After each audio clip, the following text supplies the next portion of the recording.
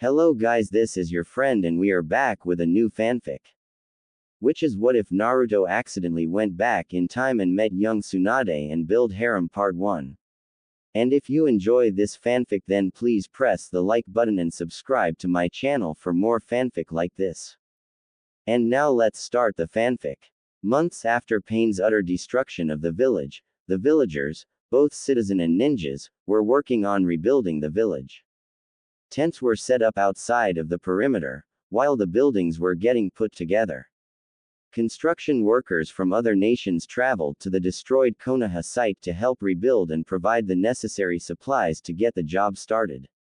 Moments later we see somebody making hundreds of shadow clones to quicken the pace of constructing the village.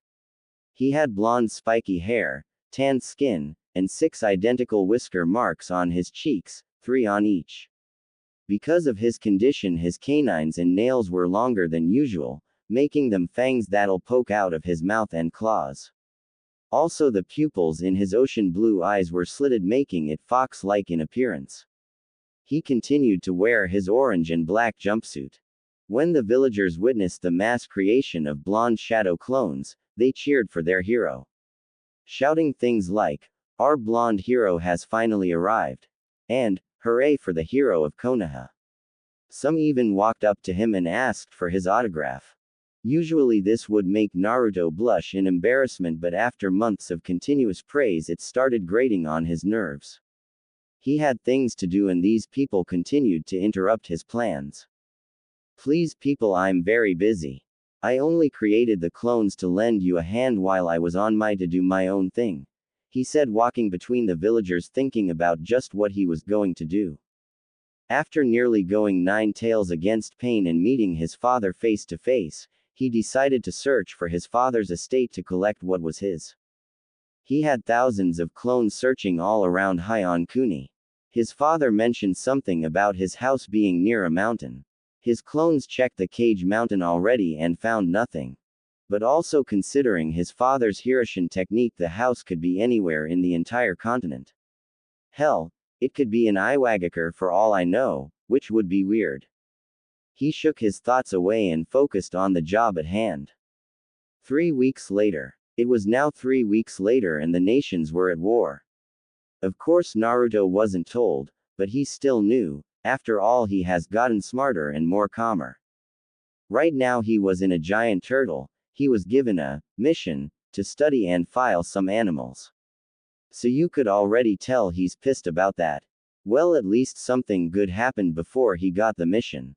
He found the house of his father around 2 weeks ago. It was on top of a mountain, a couple of miles away from the Valley of the End.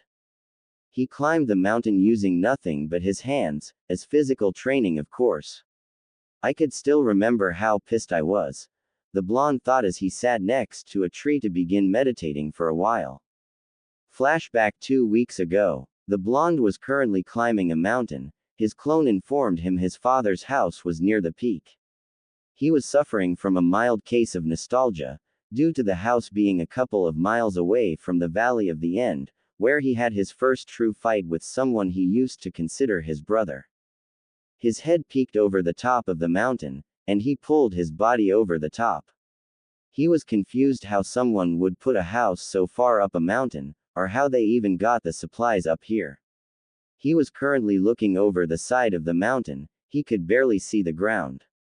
Suddenly a bolt of lightning passed right by his ear. Some of the bolts touched his ear, causing it to become numb. He turned around to see fireballs coming at him. He swiftly dodged, using chakra to quicken his movements. He ran forward at the regular house that was firing the techniques, but it was difficult when spikes made of earth rose from the ground under him. He didn't know how, but purely on instinct he focused chakra on the bottom of his foot, until the chakra actually became solid, and stood on the spike as it rose up. He hopped from one spike to another like this, until after the 5th hop he landed on the ground. "How'd I do that?" he asked himself, before a whirlwind surrounded him. Yet again on instinct he jumped straight in the air, over the top of the small whirlwind and landed outside the whirling. He sprinted to the house after landing, and just as he got within 10 yards a force pushed down on him. The gravity was intense, it was at least 10 times as much as it was a couple of feet behind him. Holy Kami, I'm so heavy. What the hell is wrong with this place? He looked up to see a structure of rock rising from the ground. You've got to be kidding me. He muttered, using all of his strength to rise to his feet. Only one of the whirling blood could command this creature. A strange voice spoke from every direction. The blonde didn't have time to freak out because the golem charged at the teenage shinobi, not having a problem with the gravity effect. The blonde was immediately punched out of the area, landing an inch from a spike. Naruto held his chest in pain. He was surprised his heart didn't pop because that hit hurt like hell. He looked up to see the golem coming at him, except this time he was even faster. Oh, I see, without being weighed down, the rockhead could move faster, great. Naruto thought, rolling to the side, causing the golem to miss its punch and completely destroy the spike. Not wasting any time, Naruto dashed back to the area where he knew the gravity effect would be in place, might as well get used to it. I could use this as furthering my physical training, he said as he felt himself being weighed down again. He jumped back as the golem struck with an overhead axe strike. Naruto then jumped as high as he could when the golem threw a wide haymaker. He landed on the arm, but when the arm stopped he kept going and he was flung from his position. His face collided with the floor and he yelled into the ground. His danger sense told him to roll, and since it saved his life so many times in the past he rolled over.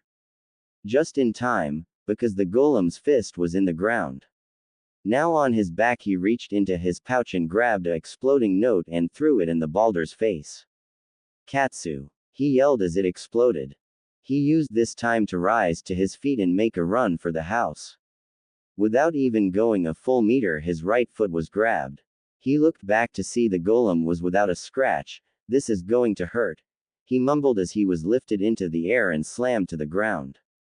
He coughed blood as dust rose around him. This cannot be the way it ends. I need to think of a way to put an end to this torture. He became angry, and when a small amount of Kyuubi's Yuki entered his system he began to yell. You fool, stop using my chakra. The blonde stopped the flow of demonic chakra, causing the pain to stop. Don't use my chakra again. There's something different about this place, and the use of demonic chakra causes serious pain. Remember that kanji we seen carved in the side of the mountain on the way up here? Yeah, it said, Shin, meaning pure, so I guess anything that deals with malice or hatred would get rejected painfully. Right, you need to find another way to deal with the rock. The blonde nodded as he felt himself being lifted into the air, getting an idea.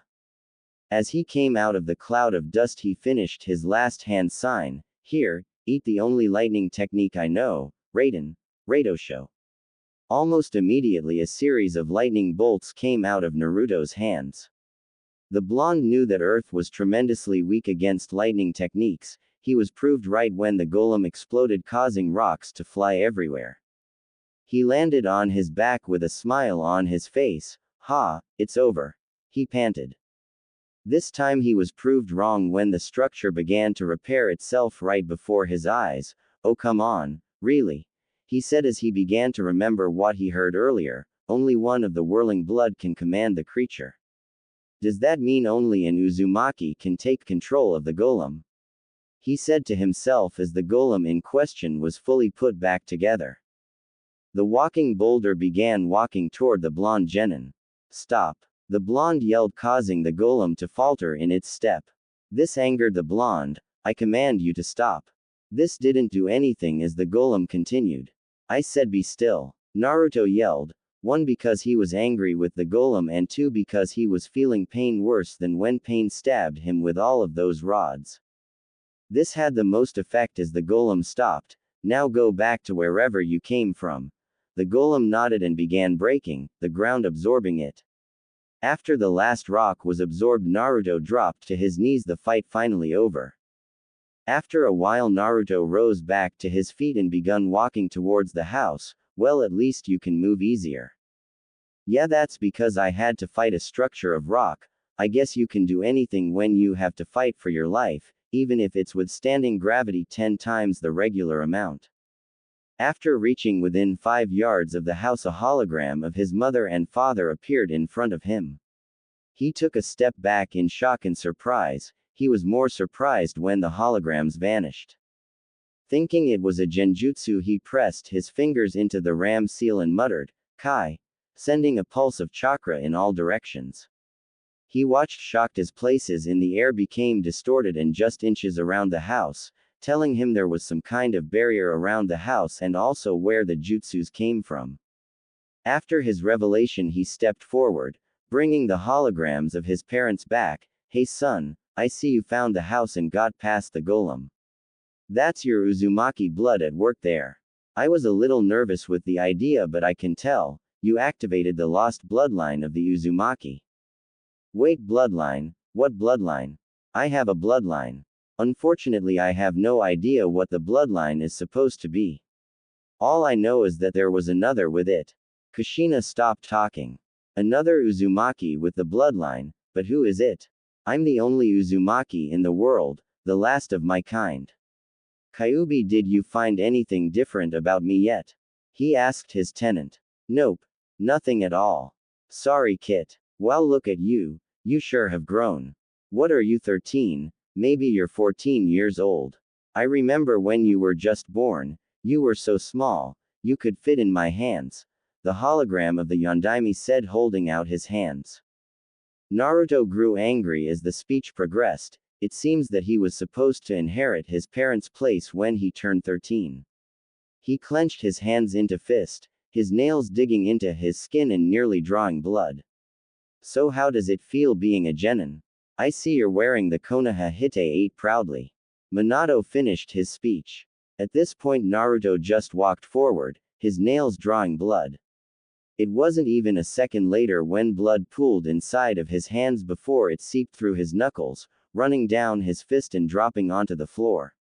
"Calm down, Kit. Weren't you on the training trip with your sensei during that time period? And besides, who in the village would even know about your family's private house? Nobody, that's who. Now calm down." Naruto had reached the door to his house, not paying attention to his hologram parents. He did calm down, after hearing his tenant. He grabbed the knob to the door. When his bloody hand touched the knob, seals that on the knob spread out and soon covered the entire house. This little even also canceled the barrier around the house and his parents' holograms. He entered the house to find that it was a regular house. It had a couple of chairs and a table in the middle of the living room. The kitchen, although spacious, didn't contain a lot of food. There was only 2 bedrooms, his parents, and the other wasn't entirely finished with the decorations. He could tell though that it was supposed to be his. He found a door in the small hallway and opened it. Well, he tried to open it, he realized there was a seal with the kanji for blood in the middle. He looked at his hand, the previous blood that covered it was gone, having wiped it on his pants, and the wound healed thanks to the fox. He slid a claw over his palm, bringing fresh blood. He pressed the hand to the door, watching it light up for a while before he heard AC and the door slid open. He watched his palm heal before walking in, finding a very large amount of scrolls on Fuinjutsu, Ninjutsu, and Genjutsu. He looked around and even found some Taijutsu and Kenjutsu scrolls. After an hour in the library, he left hundreds of clones to learn every single thing they could.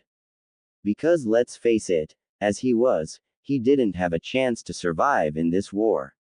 He also needed to find a way to defeat the remaining Uchiha. He stood outside of the house, getting ready to make his way down, with the thought of his mysterious bloodline on his mind. Release flashback. Naruto looked around, scoffing as Kurabi wrote lyrics in a little notebook. He needed to find a way of this island. He was getting tired of all of the animals and he's only been here for a couple of hours. What kind of S-rank mission was this? Taking care of and categorizing the animals on this island. Sometimes he hated his village. "Yo 9, let's go tame yo beast," the big dark-skinned Kumo ninja said. The blonde glanced at the Hachibi container. "Sorry B, but I've got my own agenda," he said using a body fare. He appeared at the peak of the Turtle Island. His headbands, tails, were blowing east with the wind. He knew he was in the coast of Kumo, and if he knew his geography, the way back home would be south. He focused wind chakra to his feet and jumped as far as he could, using his newfound skill in advanced wind manipulation to help himself glide in the air. It wasn't long until he landed on the water, half a kilometer away from the island. He didn't stop there. He focused his secondary element to his feet and vanished in a spark of electricity. Since Konoha didn't want him to fight in the war, he was going to have to go solo and face Madara himself. He had dozens of clones looking at seals at his house. He knew the man could make himself intangible for a duration of time, by putting his body in another dimension. He just didn't know how long he could stay in that little pocket dimension. So he needed to create a time-controlling seal, something that nobody has achieved, ever. Well, I'm going to be the first, he thought as he continued running on the water, thankful for his large reserves of chakra, because this was going to be a long run. Several hours later, after running for hours, Naruto was beginning to get tired of running. Constantly using lightning-converted chakra to make him go faster than he could ever dream of doing with regular chakra, was starting to really drain his chakra. He looked around and noticed a small chain of islands were near. It was time to take a break anyway.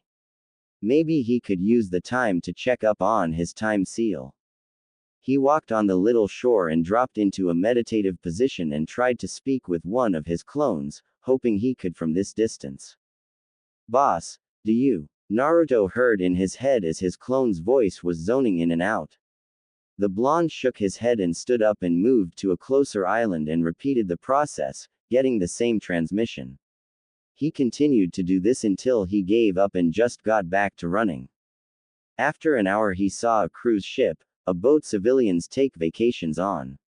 It was perfect as they were going the same way he was. Now he could relax and restore lost chakra. But not at the moment, as he has yet to board the ship. He stealthily jumped on the side of the ship and poked his head over the railing. The first thing he saw was a beautiful civilian teenage girl stretching before she got in the pool. She was bending over, her fingers touching her toes. She was dressed in a pink, two-piece bikini and had long luscious legs, and a firm behind. She had really long pink hair that went down to her firm, and that's all he could see of her. He quickly dropped his head back and fell back to the water. He was blushing and a small trail of blood went down his nose at the thought that popped into his mind, at what he could do to that girl. I knew it deep down, that perverted sensei of yours has tainted you, now you're one of us. Ha ha ha ha ha. The blonde heard a deep voice in his head. Naruto shook his head denying the accusation and formed the ram seal. He transformed into a bird and flew on the deck. He craned his neck watching the civilians, keeping up the act of a bird to some of the people that were watching him. He flapped his wings and flew high into the sky, passing the clouds, where he dispelled the technique and quickly made shadow clones, and they all transformed into birds. The flock of cloned birds then dove towards the ship and landed in various places, with the real Naruto landing somewhere else and dispelled his disguise. He removed his Hite-8, and proceeded to take his jacket and shirt off. After he finished, he commanded his clones, via mind link, to fly to the private house, where they'll dispel their disguise and replace his other clones. All needed to complete the look of a vacationing citizen was swimming trunks.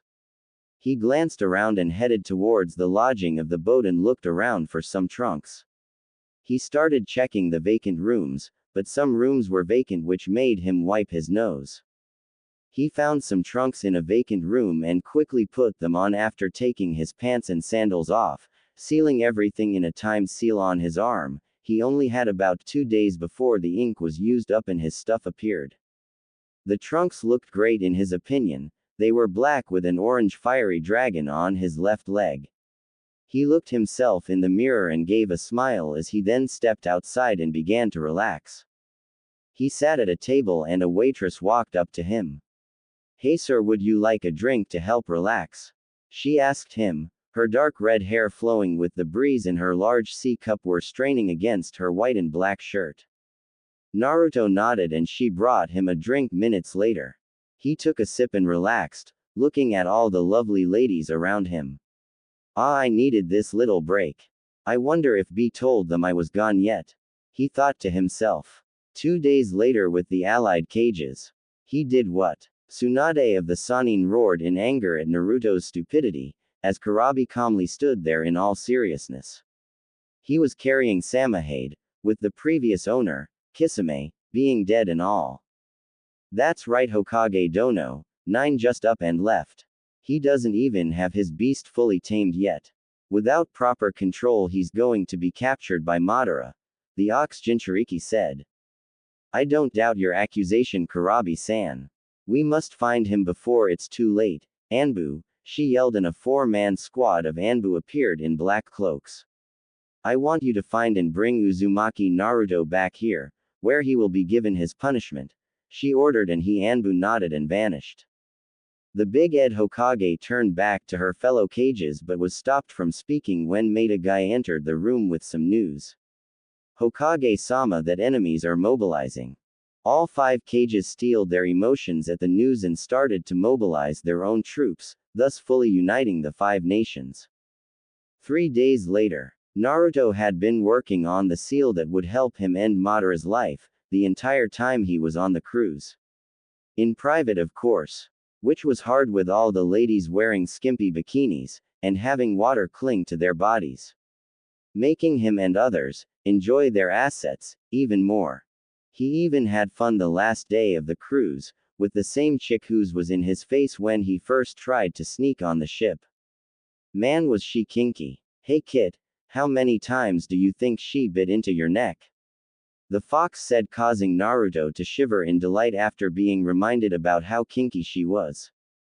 A couple times, furball. What was her name again?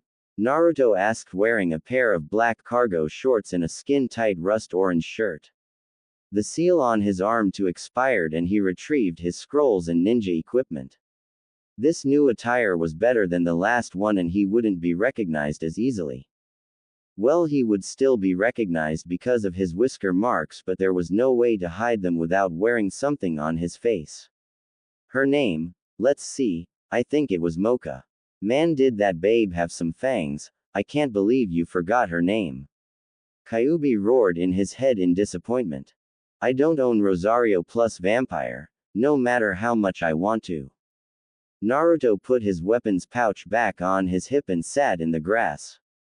He created a shadow clone that drew seals on his wrist for his shurikens. Hey, in my defense, it's not my fault. With all the blood-sucking she did, I'm surprised I didn't pass out. No, I'm glad I didn't pass out, he said, getting up after the clone finished and sealed his shurikens. Why are you glad you didn't pass out? A voice said behind the blonde. Oh, this one Kai. The blonde slowly turned around to see Madara and Sasuke standing meters away from him. What the are you doing here, and how long have you been standing there? Naruto said, getting ready to put his new skills to the test, dispelling the clones at his house to gain more knowledge. Madara smirked behind his mask as he glanced at Sasuke. Sasuke here couldn't wait to fight you on the battlefield. So after hunting for a couple days, well, here we are. We just caught a fox. Madara said, chuckling at his joke. Really? The 2 teens thought, glancing at the older Uchiha. Listen, old man, just let me handle this. You just stay back and don't get in my way, or I'll kill you next. Sasuke said, hopping off the tree and landed on his feet meters away from Naruto. Finally we meet again, Dobi. I hope you're at full power right now, because I sure am. The demented teen said, putting a hand on his sword. Naruto stared at his former teammate and noticed something different about him. His eyes contained more focus than rage, and his stance showed his confidence in his apparent victory. Oh, I was afraid of this, the blonde's inner kitsune said. Afraid of what? Naruto asked, unsealing a pair of elongated blades. They were black and only one side was sharpened while the other was jagged or serrated. He didn't know how to explain it. He held them in a reverse grip and got into a relaxed, but ready stance. Do you remember Uchiha Itachi? Kyuubi asked as memories of Itachi flashed through Naruto's mind. Flashback. Naruto opened the door to the hotel, only to come face to face with a pair of fully matured Sharingan eyes. It flashed again to show Itachi's body turning into a flock of crows and flying away. Once again it flashed to show one those same crows flying right into his mouth and him swallowing it. I've given you a large amount of my power, use it wisely. The blonde was left speechless, unable to give a reply to the retreating Uchiha. The image faded to show rain falling from the sky and Naruto's soaking body standing over Itachi's eyeless corpse. Nothing was said between Naruto and the rest of the group as Naruto took a knee, his hand brushing a loose strand of hair away from the Uchiha's eyeless sockets. I will, Itachi-san, the knowledge and power you have given me will help me right your wrongs, the blonde whispered as he stood to his feet. Release flashback. Naruto was returned to the area, when his memories shattered around him. He was returned to see Sasuke raising an eyebrow at his blades. Before the Uchiha could question the blonde about his blades, Naruto spoke. So you took your brother's eyes, the blonde didn't really ask, but stated it like a statement. You reached an all-time low, Sasuke Tem. The blonde seethed as his pupils stretched horizontally and he entered sage mode. He was glad he knew how to remain completely still, in any position, thanks to his training. The younger Uchiha ignored the taunt and changed his regular Sharingan to his eternal Mangekyo Sharingan, which was a weird mix of both, his and his brother's Mangekyo Sharingans. Meanwhile, the elder Uchiha was watching from his perch on a nearby tree branch. Finally, the time has come for these two to fight. After all, it's fate that brought them together. During the pause, Naruto had continued to gather nature chakra, making the bright orange of his iris become dark orange. Then he vanished, surprising both the Uchihas at his speed. But their eternal Sharingans faintly recognized the path the sage took. Sasuke held up his Kusanagi to the left to block one of Naruto's blades. His knees buckled a little due to the power behind the strike, he was barely able to push the blonde off of him. Said blonde did a backflip and landed 3 meters away from the douchebag. The Uchiha felt liquid on his cheek and lifted his left hand to his left cheek and looked at the liquid on his fingers. Blood, but how? He muttered. His eyes darkened and a twisted smirk appeared on his face. This just became a lot more exciting, he said. The blonde smirked at his former comrade, hearing what he said. He took a couple of hops back and furthered the length of the sharp wind on his blade. He flexed his fist as he did so, to further ready himself. Madara watched from his spot and smirked at the two. It's a shame for someone so skilled to fall, they way he will. Soon I will have my pet back, only to trade it in for a better pet. He stopped thinking to return his focus to the fight. 2 hours later, the clearing had been completely destroyed, black flames were everywhere, there were craters inside of craters. In the biggest was Naruto and he was crouching in the middle, with 8 tails swaying behind him. His body composition was that of a miniature Kyuubi, minus fur and a tail. On the floor in front of the mini kitsune was Sasuke, the life in his eyes were gone on and his body was completely missing its right side. The young Uchiha's blood was spread all around the battlefield. Instead of taking full control of Naruto, the fox stayed true to the deal he and the blonde made long ago and returned the control to the teen. The physical makeup of the fox's body twisted and turned in different directions and minutes later it resembled that of a human. The 8 tails morphed and contorted and converged to form 2 tails. Seconds after that the very dense Yuki removed itself from the blonde's body, causing the genin's clothes to be revealed. Or what was left of the attire, the shirt had been ruined by countless Chidori Senbons and various fire techniques. Madara stood half a kilometer away because of the destructiveness and longevity of the fight, had destroyed the area they were fighting in. I'm surprised young Naruto killed his best friend. Of course Sasuke had no intention of holding himself back, and had no doubt about wanting to kill his rival. But Naruto of all people, Coming out on top, what kind of training did he put himself through since the 3 months ago? Madara began walking towards the epicenter of the destruction, watching the blonde carefully. The weight of killing his friend would soon cross his mind. Naruto looked down at the remains of his old friend. His eyes started to slightly burn and his weary body forced him to his knees. He rubbed his eyes for a while and opened them, only to come face to face with Sasuke's own face. He had a small flashback to the time he and Sasuke had an intense fight at the Valley of the End. It's ironic, isn't it, Sasuke? This time it's me over you. I wish you wouldn't have forced my hand at this. He lifted his hand to Sasuke's eyes and closed his eyelids. Jabutsu Suru, Watashi no Yujin. Rest in peace, my friend, he said softly, as the pain in his eyes subsided before disappearing altogether.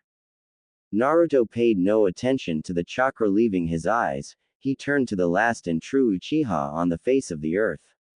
Kyuubi also didn't pay any attention to his container's eyes.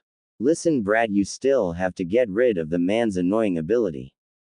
Make the seal, be careful, because he won't let you, the kitsune said.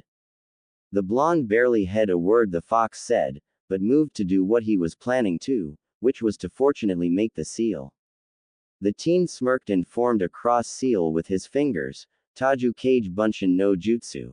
He muttered and summoned 1,000 clones that with the Kyuubi's single-tailed cloak, charged at the Uchiha.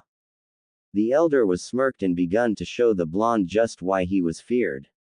If he had just become intangible and rushed the original, it wouldn't have ruined his fun. The original Naruto used his enhanced speed and hightailed it out of there. Seconds after he left, a large column of black flames shot up in the air. The memories of his clones made him work faster on his seal. Halfway through the seal, Madara appeared behind him and tried to take his head off.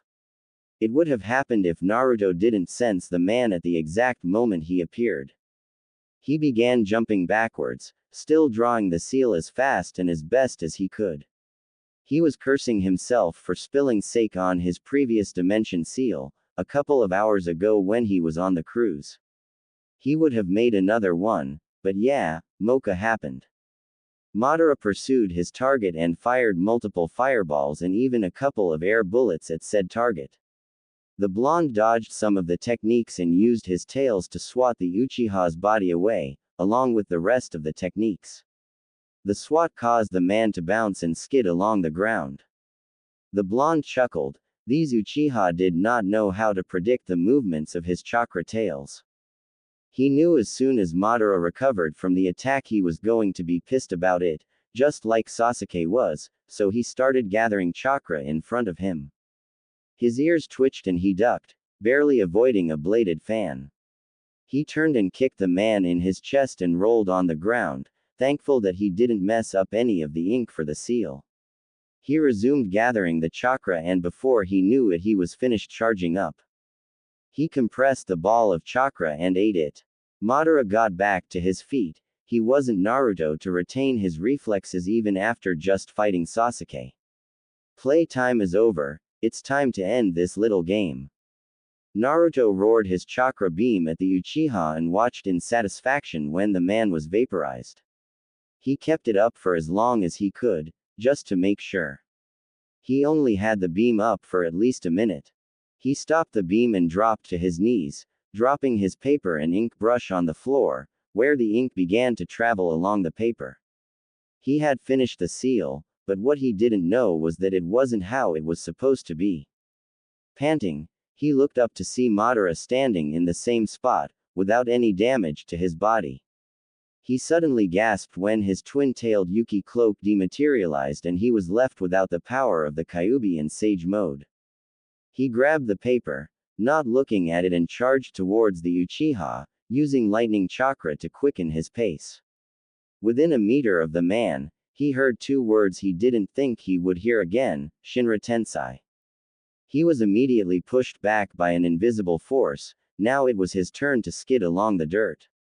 Naruto crouched to his knees and grunted in pain, a broken left arm, a twisted right ankle, 4 cracked ribs on his right side and 3 broken ones on his left would do that to you. Not to mention the blood seeping into his right eye, from a jagged cut above his brow by a couple of rocks from when he was sliding on his face a moment ago. With his right eye shut he glared at the Uchiha, angry that he had such a technique when he thought only Nagato could do that because of his Rinnegan. He rose to his feet, using his left foot to support his weight. It was useless for the Kyuubi to heal his wounds, due to the amount he already used and his body couldn't take any more of it.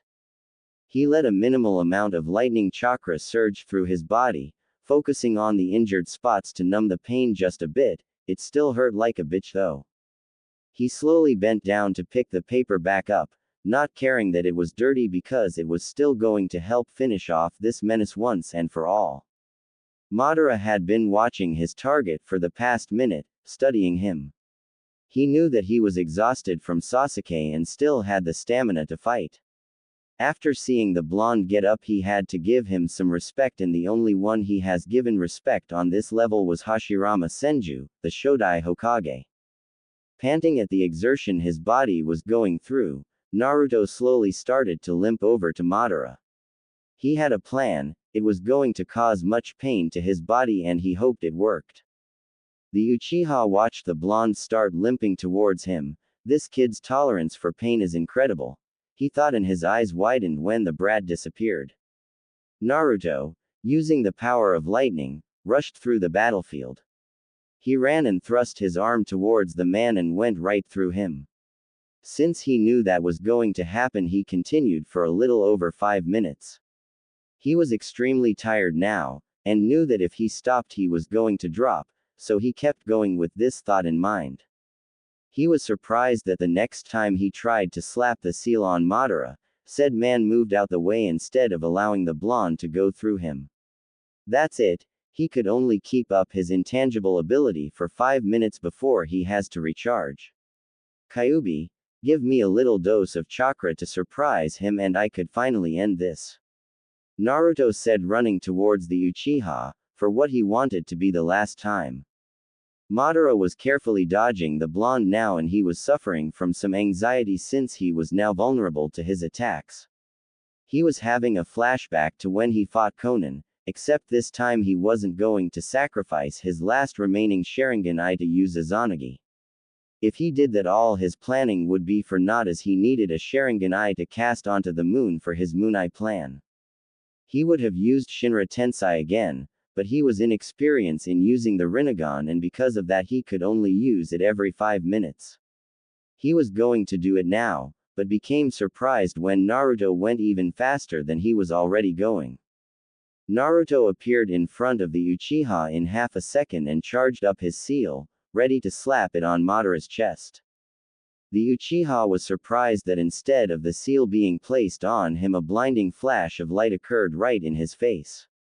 He covered his eyes in pain since both his dojutsus were activated, well, his Rinnegan couldn't be deactivated. He opened them to find nobody around him, he couldn't even feel Naruto's chakra around, none of it. He looked around not finding the blonde. After a while he became angered, son of a bitch, I just lost the Kyuubi. Sasuke, Naruto, Madara yelled.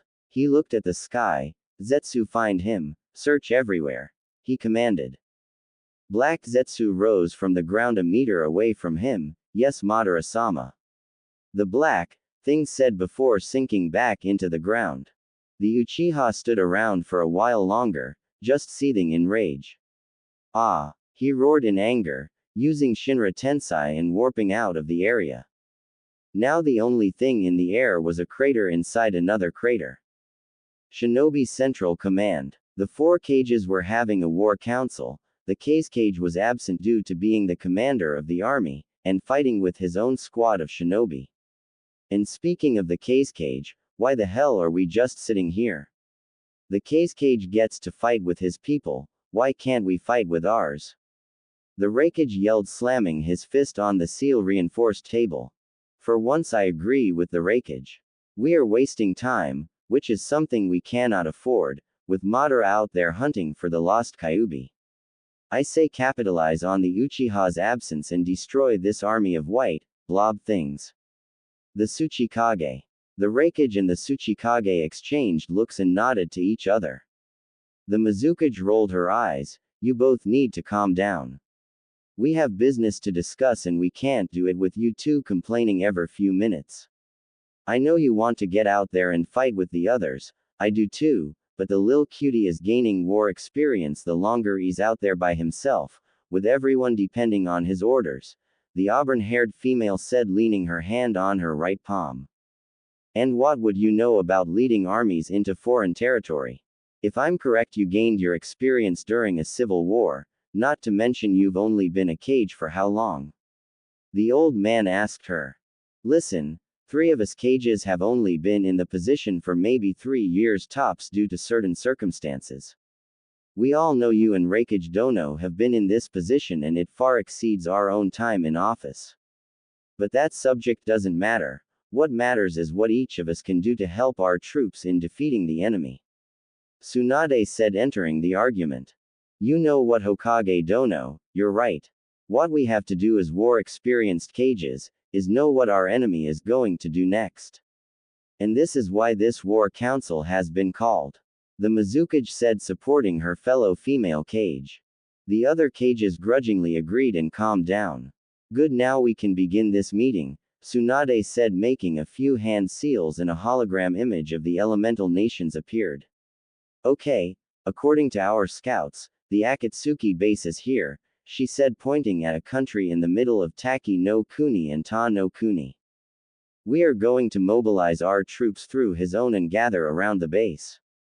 We all know these white blobs are just the infantry in the army, basically cannon fodder awaiting the slaughter. But word from our ambush squad says that the enemy has reawakened the use of Edo Tensei and has made these dead puppets even more dangerous than the ones my old teammate Orochimaru used. The specifics of just who was resurrected is a mystery, but I expect our troops to expect anybody and everybody, she said as a large cracking noise interrupted the meeting. Everyone looked at their teacups to see if it cracked. All of their eyes widened when all of them had a huge crack from top to bottom. It was a second later when the cups broke completely in half and the tea flowed out of the cups and onto the desk. They didn't pay much attention to the liquid because soon after that they all began to hear a rumble that shook the room. They looked in the middle of the desk to see a swirling ripple began to distort the air. Knowing who was appearing, they each stood up. Soon Madara appeared, he leaking from his very soul, causing the 4 cages to sweat a little at the actual weight of the intent. This ki is more heavier than the last time we fought. The Sandaime Tsuchikage mumbled under his breath. They each rose their head in confusion when they heard speaking. Where is he? The crazed Uchiha spoke menacingly. Tsunade gasped. Who? She simply said as anything else would cause her to faint. We don't know who you're talking about, the muscled Raikage said, trying to keep his composure. Don't lie to me, he yelled, pushing the cages to the walls of the room, not using Shinra Tensei, but with the force of his chakra. Each of the cages hit a separate wall. On my hip, yelled Unoki as he felt the pain of a broken hip. The one-armed Raikage didn't feel anything from hitting the wall thanks to his dense muscles. But he did get ready for a full-fledged fight. The Godime Mizukage slid to the floor, the wall behind her melting from the excess chakra she was leaking from her body. Tsunade hit the wall but wasn't allowed to slide to the floor as she felt herself being pulled by an unknown force. Her hazel brown eyes was met with both the Sharingan and Rinnegan eyes, which surprised her. Tell me where you hid Uzumaki Naruto. I'll leave this timeline at this point. There's no point in continuing it. Everything is now irrelevant in what I'm trying to say. With Naruto, a battlefield during the Second Ninja World War. The first battle to be exact, as war just begun. This battlefield was where Naruto was found by a group of Junin. Sir, we found this boy unconscious a couple of miles away from our border on Kumo's side, the leader Junin said, laying the boy on the couch. The leader of Konoha was the Nadaime Hokage, Senju Tobarama.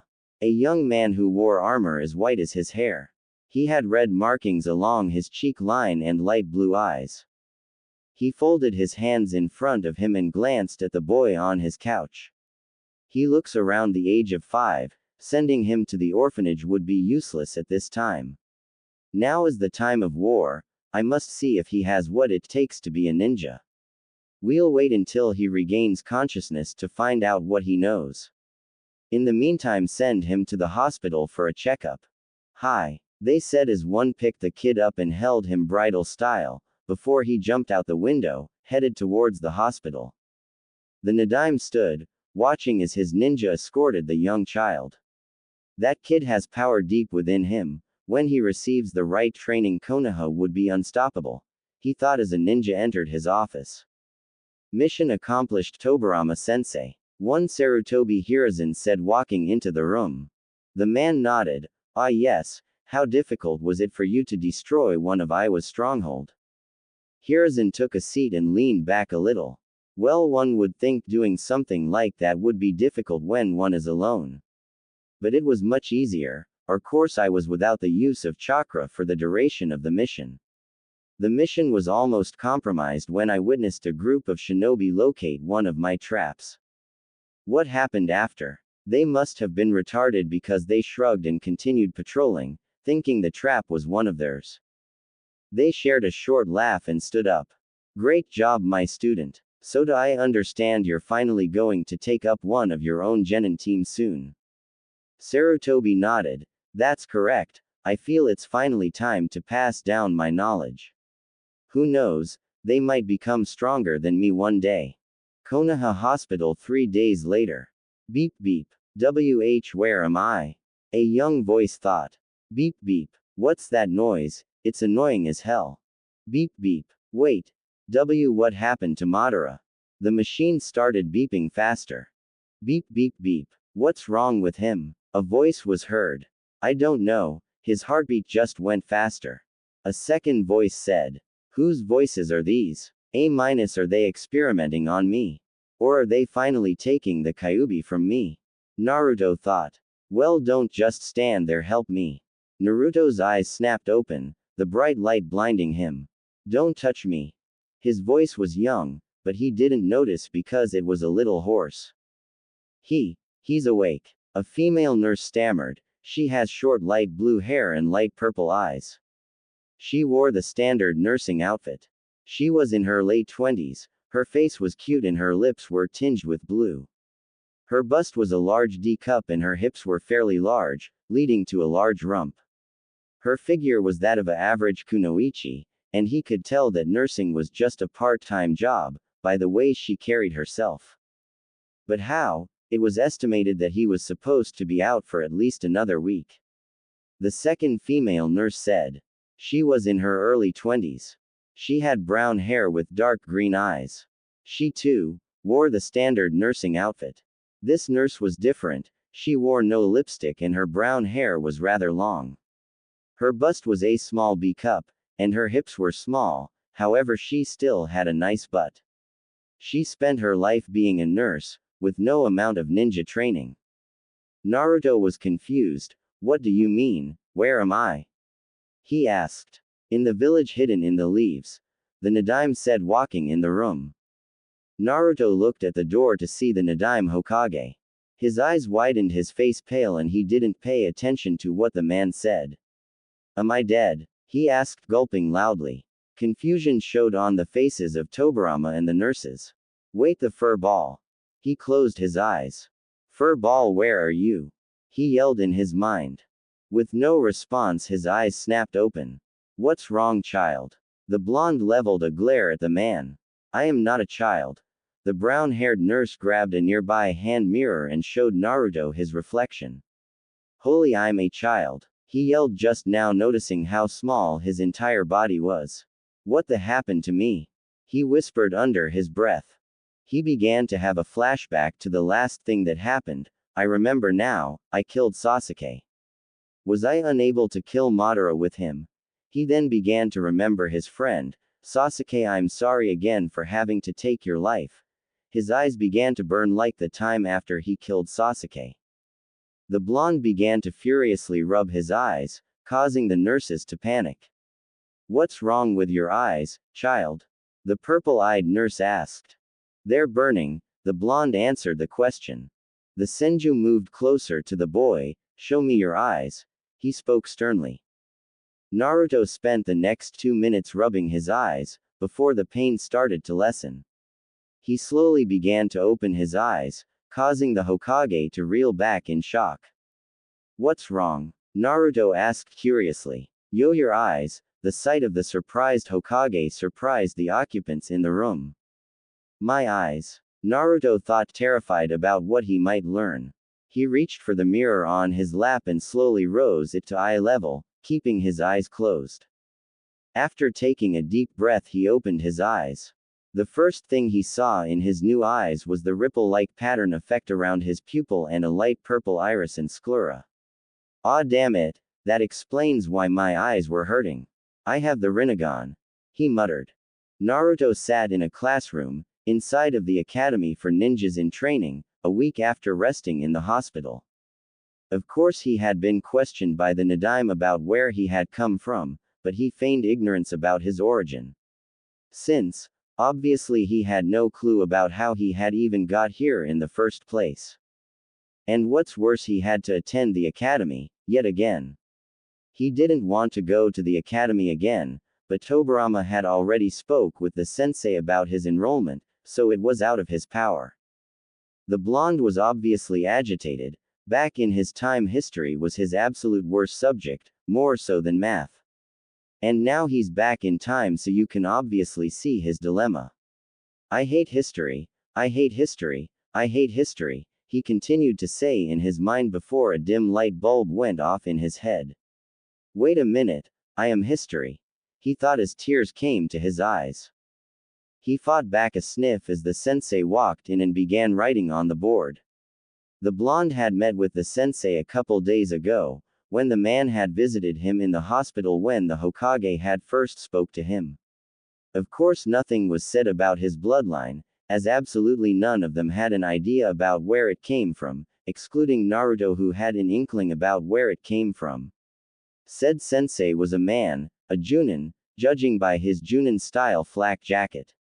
He was in his early 20s, he had black hair and a serious look on his face that wasn't worn when he met with Naruto. My name is Uchu Ryoko. As you know, we are at war with 2 of the 5 great nations, consisting of both Iwagakure and Kumogakure and a couple of small insignificant villages. We have our newest ally Sunagakure to help us, but the tide in this war could easily be shifted when Mizugakure gets forced into the conflict. Whatever side they join would have the upper hand in this war. But fear not, for we are in the village of Konoha, and if we survived the last war we can definitely survive this one, he said, his face softening up as he pumped his fist in the air. The students responded in kind and pumped their own little fists. Even Naruto pumped his fist, his national pride not wavering with the time travel. Now let's begin with introductions, starting with you, Ryoko said, pointing at Naruto. You didn't tell me your name when we met in the hospital, but now, he said smirking, introduce yourself. The blonde stood to his feet. Hello fellow classmates, my name is Uzumaki Naruto.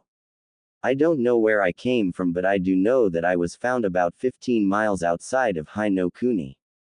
I don't know who my parents are, but all they left me is my name, he said, telling them half of the truth, since until recently all he had from his parents was his name. The teacher held his hand up, stopping the blonde from continuing. That's enough, child, all I wanted was your name, he said, studying him as if he had heard that name from somewhere. It was at the tip of his tongue, but he couldn't remember. He dropped the issue and focused on the class as a whole. Now, as this is a new batch of students, I would like each of you to stand and tell me your name, he said, pointing to the first student. Naruto began sitting down. He looked around the room, before he noticed a blonde girl staring at him.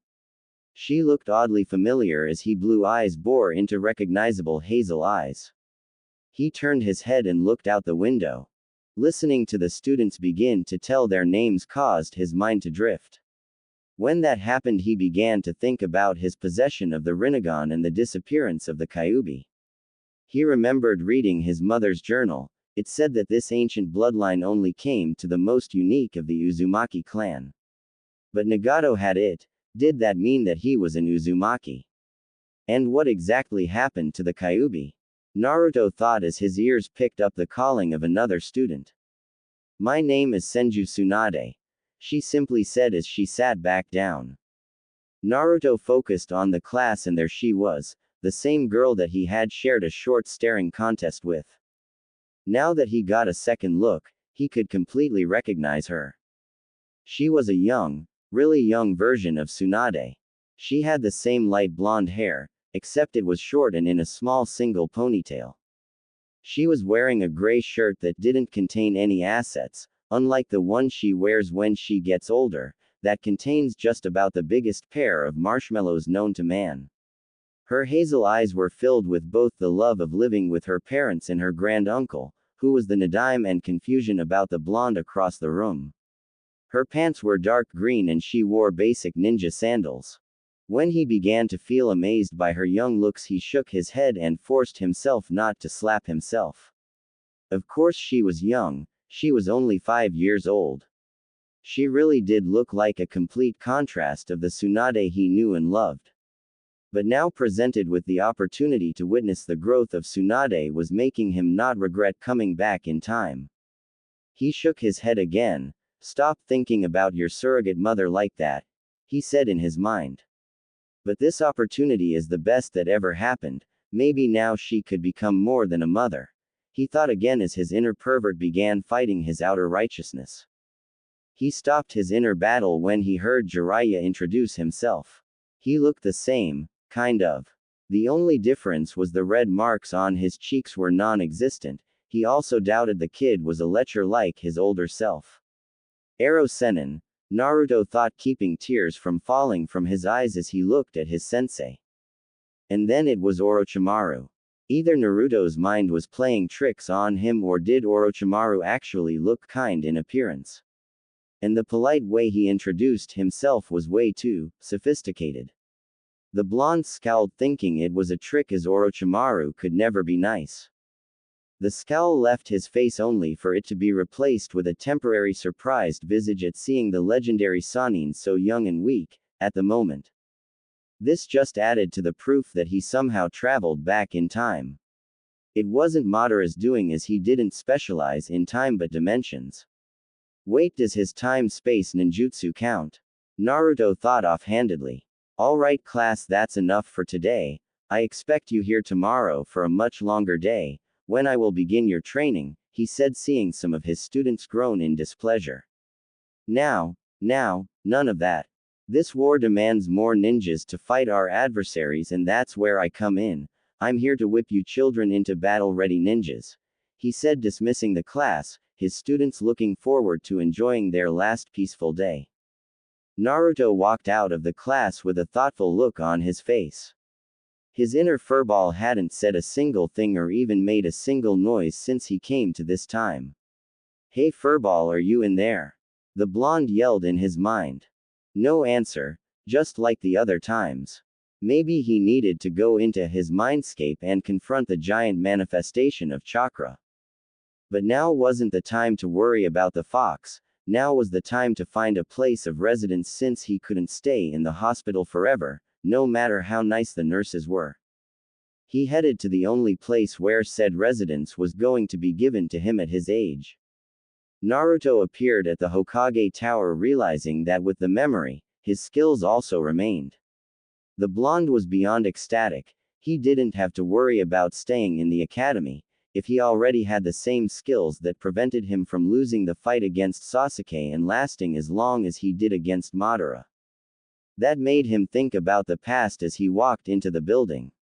No, not the past, the future, but also his past, or future. Naruto shook his head of the confusing thoughts and walked into the office with a beastly grin. Hey old man. Tobirama looked at Naruto with a shocked look on his face. The other occupant in the room chuckled at the greeting. It seems he's more exuberant than you led on, Tobirama-sensei. The young sage looked at the other occupant to see a far younger version of the grandfather figure in his past life. Gigi. he thought, keeping the grin on his face and preventing tears from falling to the floor. Naruto-kun, what have I told you about calling me that? I'm not even old. Tobirama said, resting his chin on one of his hands.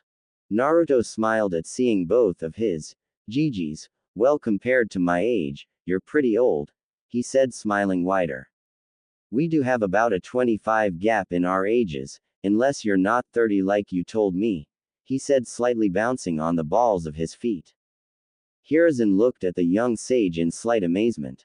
Are you sure you're only 5? He said, chuckling at his own question. Oh, you have no idea. Naruto thought, smiling even wider in that was possible. Tobirama let out a big sigh. Forget about what his age could be. Ooh, where are my manners? Naruto, this Sarutobi Hiruzen, me and my brother have taught him everything he knows. Hiruzen, this is Uzumaki Naruto-kun, the child I told you about. Sarutobi looked at Naruto in thought. Naruto-kun, do you know anything about Uzumaki Mito? He asked, getting a confused look out of the blonde.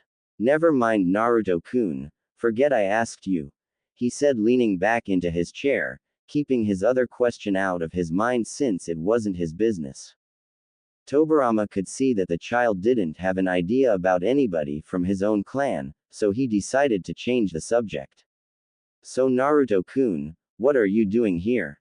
The blonde looked at the cage. I don't have a place to stay. I came here to ask for an apartment for myself. The two adults looked at Naruto before sharing a look. After a short second they began to laugh. This irritated Naruto for obvious reasons. Why are you laughing? This isn't funny. He yelled with his Rinnegan blazing to life, radiating in anger, and a weird and dangerous silvery aura surrounded Naruto. The current and future cages stopped their laughter when they literally seen the misty aura appear around the oblivious blonde. Calm down, Naruto-kun. We just find it amusing that a child your age wants to live by themselves, and sort of awkward. Now you're not staying by yourself, the Nadime said. The Rinnegan and the aura disappeared as Naruto let out a nervous chuckle. Yeah, that is awkward, isn't it? He said, rubbing the back of his head in embarrassment. But, where else can I stay? He stopped when he noticed the cage's smile was getting bigger the more he said. You're not thinking what I think you're thinking, are you? After a nod of the cage's head, the blonde shook his. No disrespect, Hokage-sama, but I decline your offer, the blonde said, crossing his arms. Tobirama smirked at the blonde. Nonsense, I've already completed the paperwork. All I need is your signature, he said, opening his drawer and taking out a piece of paper. Here you go, just sign at the X's, he said, giving Naruto a pen. I still decline. I don't want to impose on you and your family, he said, leaving the paper in front of him. You're not, it's only me, my nephew and his wife and my grandniece, he said, smiling softly. You mean, he said before the door behind him opened and a young Tsunade ran to her uncle. Oji-san, she said, running straight to her granduncle, hopping over Naruto and the desk and landed right on his chest, and proceeded to hug the life out of him. Oomph, he grunted as Tsunade landed on his chest. Su-chan, how was your first day at the academy? He asked. Nothing really interesting happened, but there was this other blonde boy that had an even more interesting surname.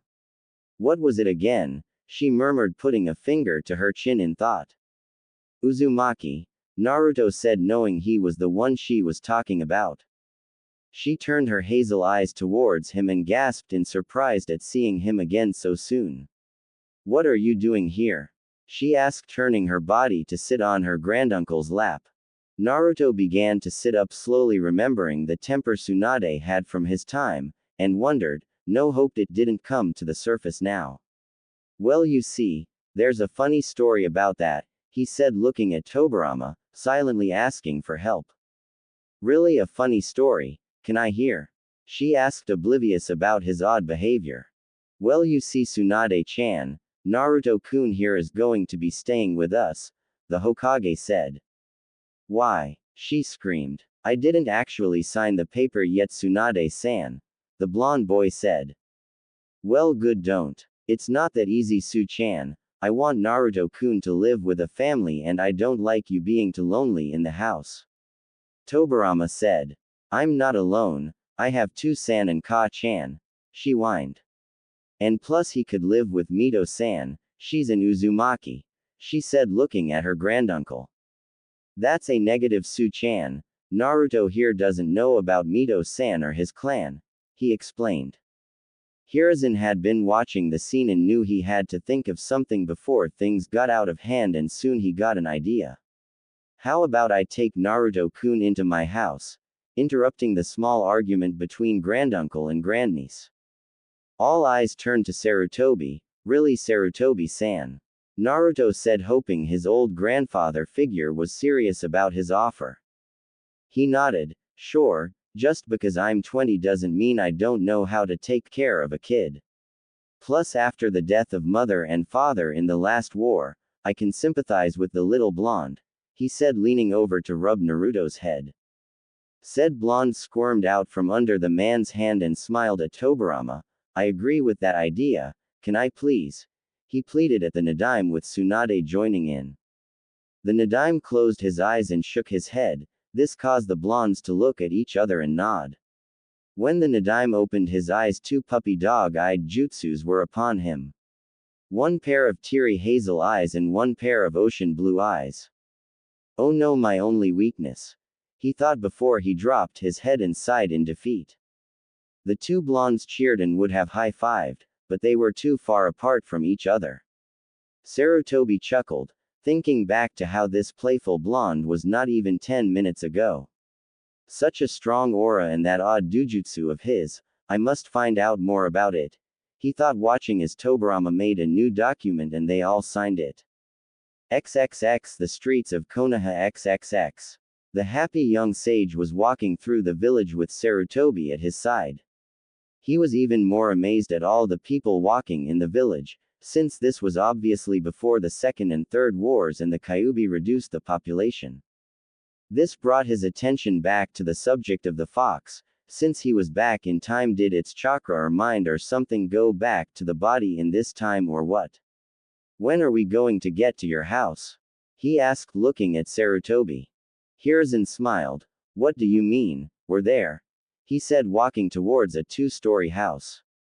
I recently moved out of the small compound, because even with its size, it was too big for one person, he explained opening his door. The house was simple, medium-sized living room, large kitchen with an island dining table, 2 bathrooms, 3 bedrooms and a study library. Don't you think it's like the same thing? Naruto asked. What do you mean? Well, you moved out of a compound, only to move into a large house. Don't you think it's the same thing? Naruto asked yawning a little. Sarutobi walked into the kitchen to get some water. I guess you're right. Yet again you surprise me, he said walking into the living room to find Naruto asleep on the couch. Hiruzen smiled and brought a spare blanket from his closet and draped it over the child's body. He rubbed his head and walked up the stairs to fix up the guest room for his new Otudo. XXX Naruto's Mindscape XXX. Naruto walked through his mindscape after falling asleep on the couch. It was the only opportunity he had to literally jump into his mind. He walked around in the murky water, he looked down into his reflection to see his 17-year-old self. This was further proved when he noticed he was taller and his hands were bigger. He focused on his eyes to see the Rinnegan. Seeing it in this form was weirder than seeing it in his younger self. He looked around and noticed the pipes that signified his chakra pathways were much larger and glowed silver with tinges of blue.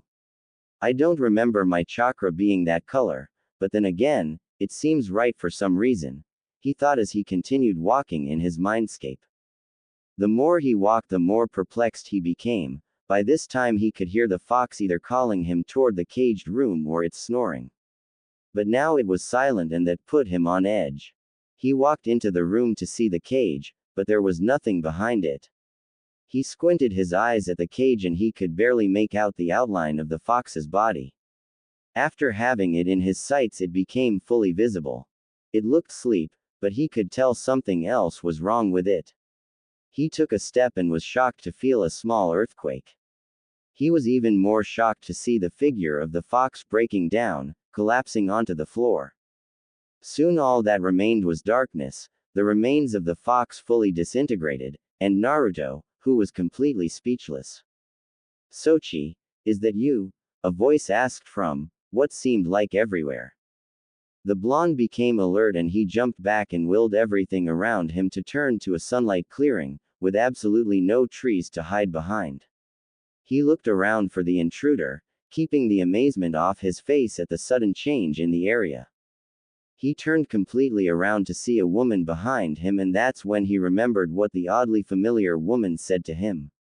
"Son," he thought, taking a closer look at the woman to fully realize that she was indeed his mother. How did you get in my mind? What happened to the Kyuubi just now?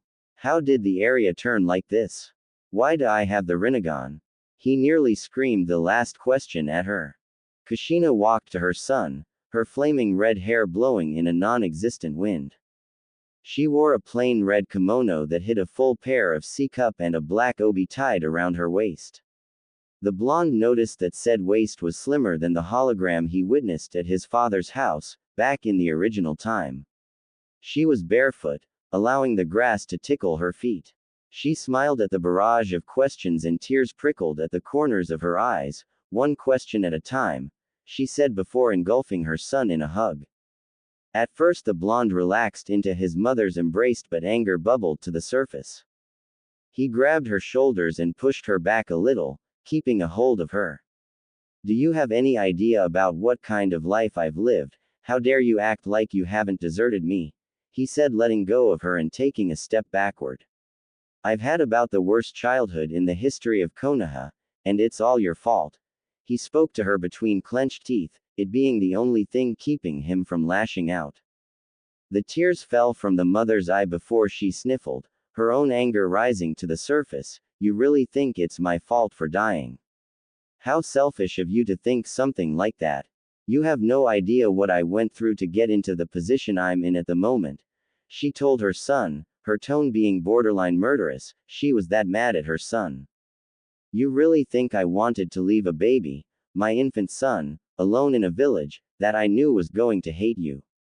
With you being the host of the demon that just killed most of their loved ones, it's guaranteed that they'll resent you," she scowled at him.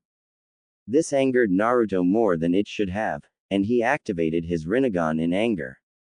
Kushina smirked at seeing the Uzumaki bloodline in her son, the smirk being more prideful. "It seems I touched a nerve somehow. Well, let's see if you know how to use those legendary eyes," she said, getting into a stance. "My thoughts exactly," Naruto said, running straight at his mother. XXX 1 mind hour later XXX. The crimson-haired mother stood over her child, softly shaking her head. "You did pretty good. Your only strength was your regular skills. Your skills with your eyes was absolutely horrendous. By the time I was your age I had already mastered the different techniques these eyes have to offer," she said. After the short fight with his mother, Naruto, whose body was covered in cuts and bruises, couldn't find the energy to move his limbs. He stayed laying on the floor looking at the cloudless sky. The apparent anger he held for his mother had ended along with the fight. He turned his head to look his mother, whose body was without a single scoff. "Of course, I just received these new eyes of mine." "Wait, what do you mean you mastered these eyes?" he asked, bolting to his feet, surprising his mother. How is he moving so soon after the beating he just endured? She asked herself. She was brought back to reality when she heard the question being asked again. "It seems you still don't understand," she said, shaking her head, before a force pushed Naruto back. Naruto's body was flung across the field, before it landed making a small crater. The blonde, yet again, watched the cloudless sky. "I am so tired of that technique," he thought as his mother appeared in his vision. "You see, son, these eyes only show up in a few shinobis of the Uzumaki clan. Only 5 others have ever had the privilege of having these eyes in the last 200 years, she spoke, extending a hand to help her son up. Naruto reached for said hand, That still doesn't explain what happened to the Kyuubi, or why I have these eyes, he said, standing to his feet. She shrugged her shoulders. Apparently you are of the select few, which is untold of. A parent with the eyes breeds another with the eyes. It's even more amazing that this happened. What happened to the Kyuubi? I have no idea. If I was to take an educated guess, I would have to say with the activation of your eyes you've unlocked the seal and fully absorbed the beast, she said as trees were added to the clearing. Naruto pondered on what his mother told him before he got another question, but if I absorb the Kyuubi, shouldn't my chakra be crimson or blue? Why is it silver? He asked, leaning against a tree. Does it look like I have all the answers? She snapped, scaring her son. She covered her mouth and blushed in embarrassment. Sorry, short fuse. The blonde sighed as he shook his head. That's my mother, all right. He thought, remembering his own short fuse, until he thought of something. Wait, since I'm back in time, am I still your son or what? He asked, getting a confused look out of her. I never wondered about. Technically you'll be older than me by the time I have you, that is if you don't change history or anything, she said, mumbling the last part. Well, still, does it look lick? Yeah, he said, interrupting her with a wave of his hand. Okay, I have a question you can answer, too, actually. What are you doing in my mind, and just what did you do to get here? He asked, crossing his arms. Kushina crossed her own arms under her. The reason I'm in your mind is to teach you how to use your Rinnegan. Exactly how I got here is a story for another day, she said, chuckling at the look Naruto gave her. Now is the time for your mind to rest along with your body. I'll see you again, my son, she said as Naruto faded from view.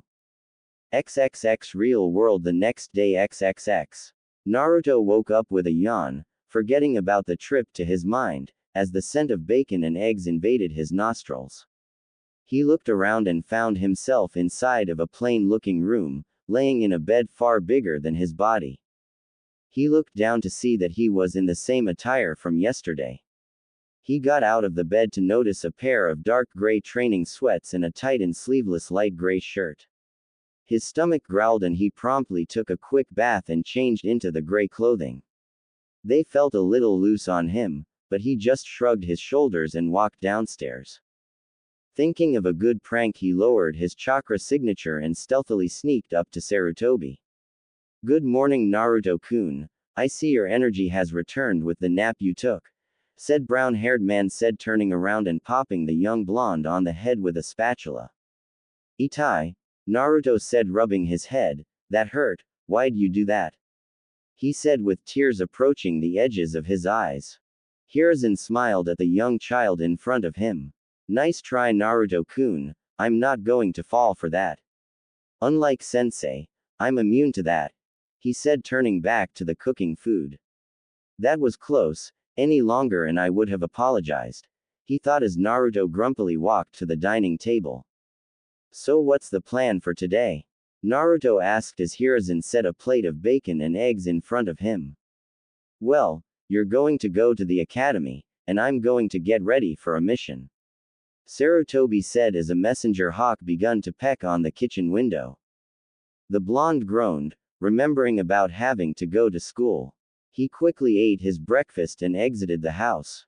He found himself in the section of the village where the clans of said village resided. Of course, the Sarutobi clan, even though Hiruzen is the last one, it was still considered a clan in the eyes of the village. Only because of the strength wielded by Hiruzen. The point being, he was on the other side of the village, far away from the academy. Luckily he had an hour before 8. The blonde gave a small smirk as he used a shunshin to vanish from his spot. Unknowingly someone had watched the blonde's little exit. One Hiruzen had been watching his surrogate little brother through the window and was a little surprised to see said blonde vanish with a C rank supplementary technique. A child shouldn't be able to do that technique, let alone even mold chakra.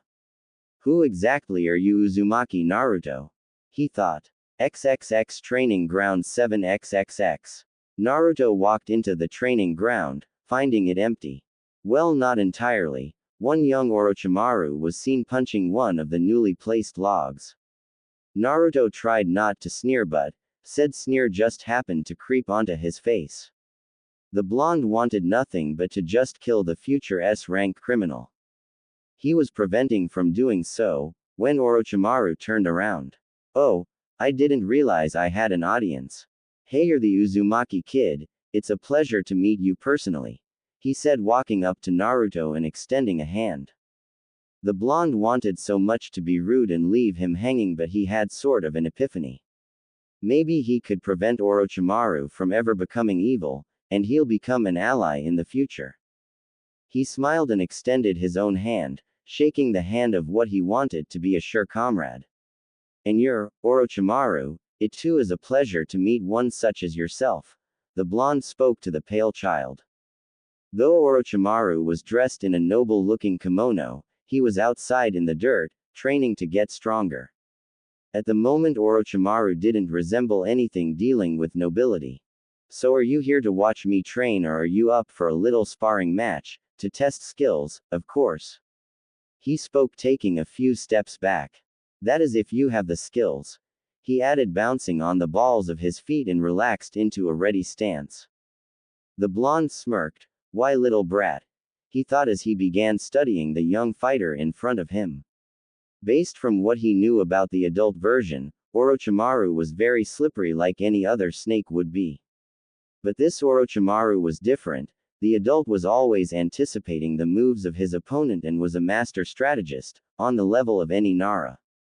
This version wasn't any different, was he?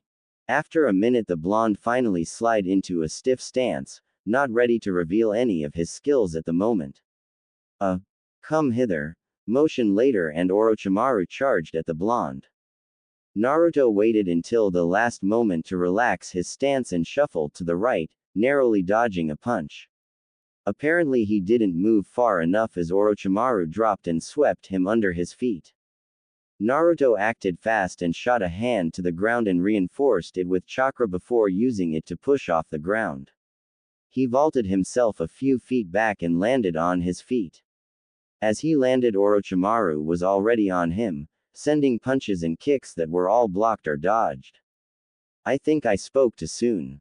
My taijutsu isn't as good as I thought it would be, must be because of the small body, he thought, catching a kick and picking Orochimaru up and throwing him across the field. 5 minutes have passed in the fight and Naruto could tell that Orochimaru was just getting started. With a few hand seals, 3 copies of Orochimaru appear. Let's see if you can handle this, he spoke as the 3 copied children charged. Naruto smirked, letting his Rinnegan flash into existence only for a second. He himself charged, but instead of going for the one in the middle, he veered to the left and sent a punch that knocked the unsuspecting Orochimaru to the ground, the other 2 clones disappearing from existence. My Rinnegan was able to determine which ones were the fakes and which one was real in such a short amount of time. I love this thing, he thought, staring at the boy on the ground. Other than a small amount of blood leaking from his lip, nothing else was visibly wrong with him.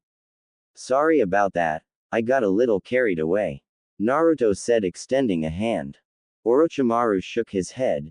No apology needed, this just showed me that I need to work on my taijutsu more, he said, allowing Naruto to help him up.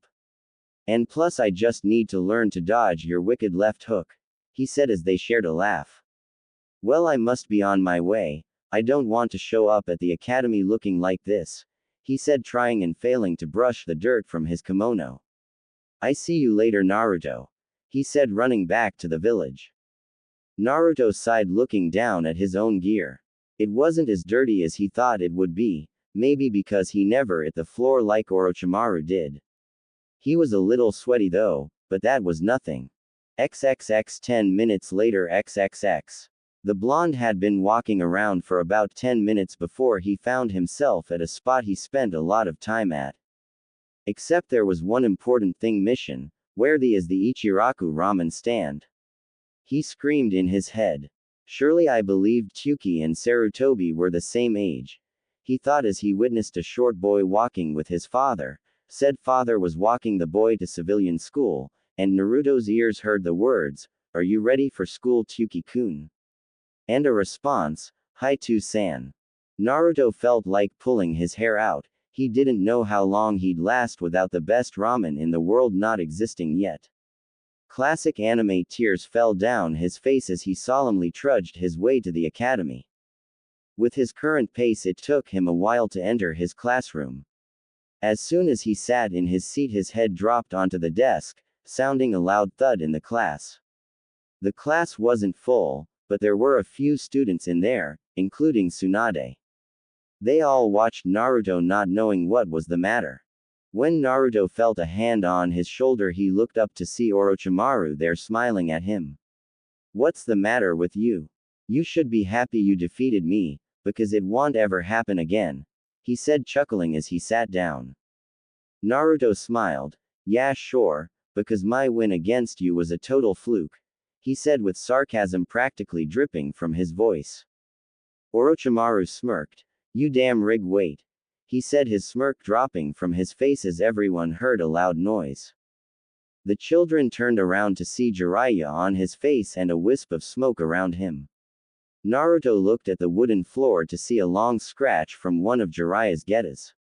"Poor Ero Sennin, I hope this doesn't get worse," the blonde thought as Jiraiya wiped his face and quickly appeared behind Tsunade, surprising the blonde at his speed. "Oh Su-chan, please don't pay attention to what just happened. You know you deserve only the best of entrances, babe," he said, taking the female blonde's hand and kissing it. Well, that would have happened if Tsunade didn't use righteous female fury to punch him, a hit that sent him out of the open window that was on the second floor.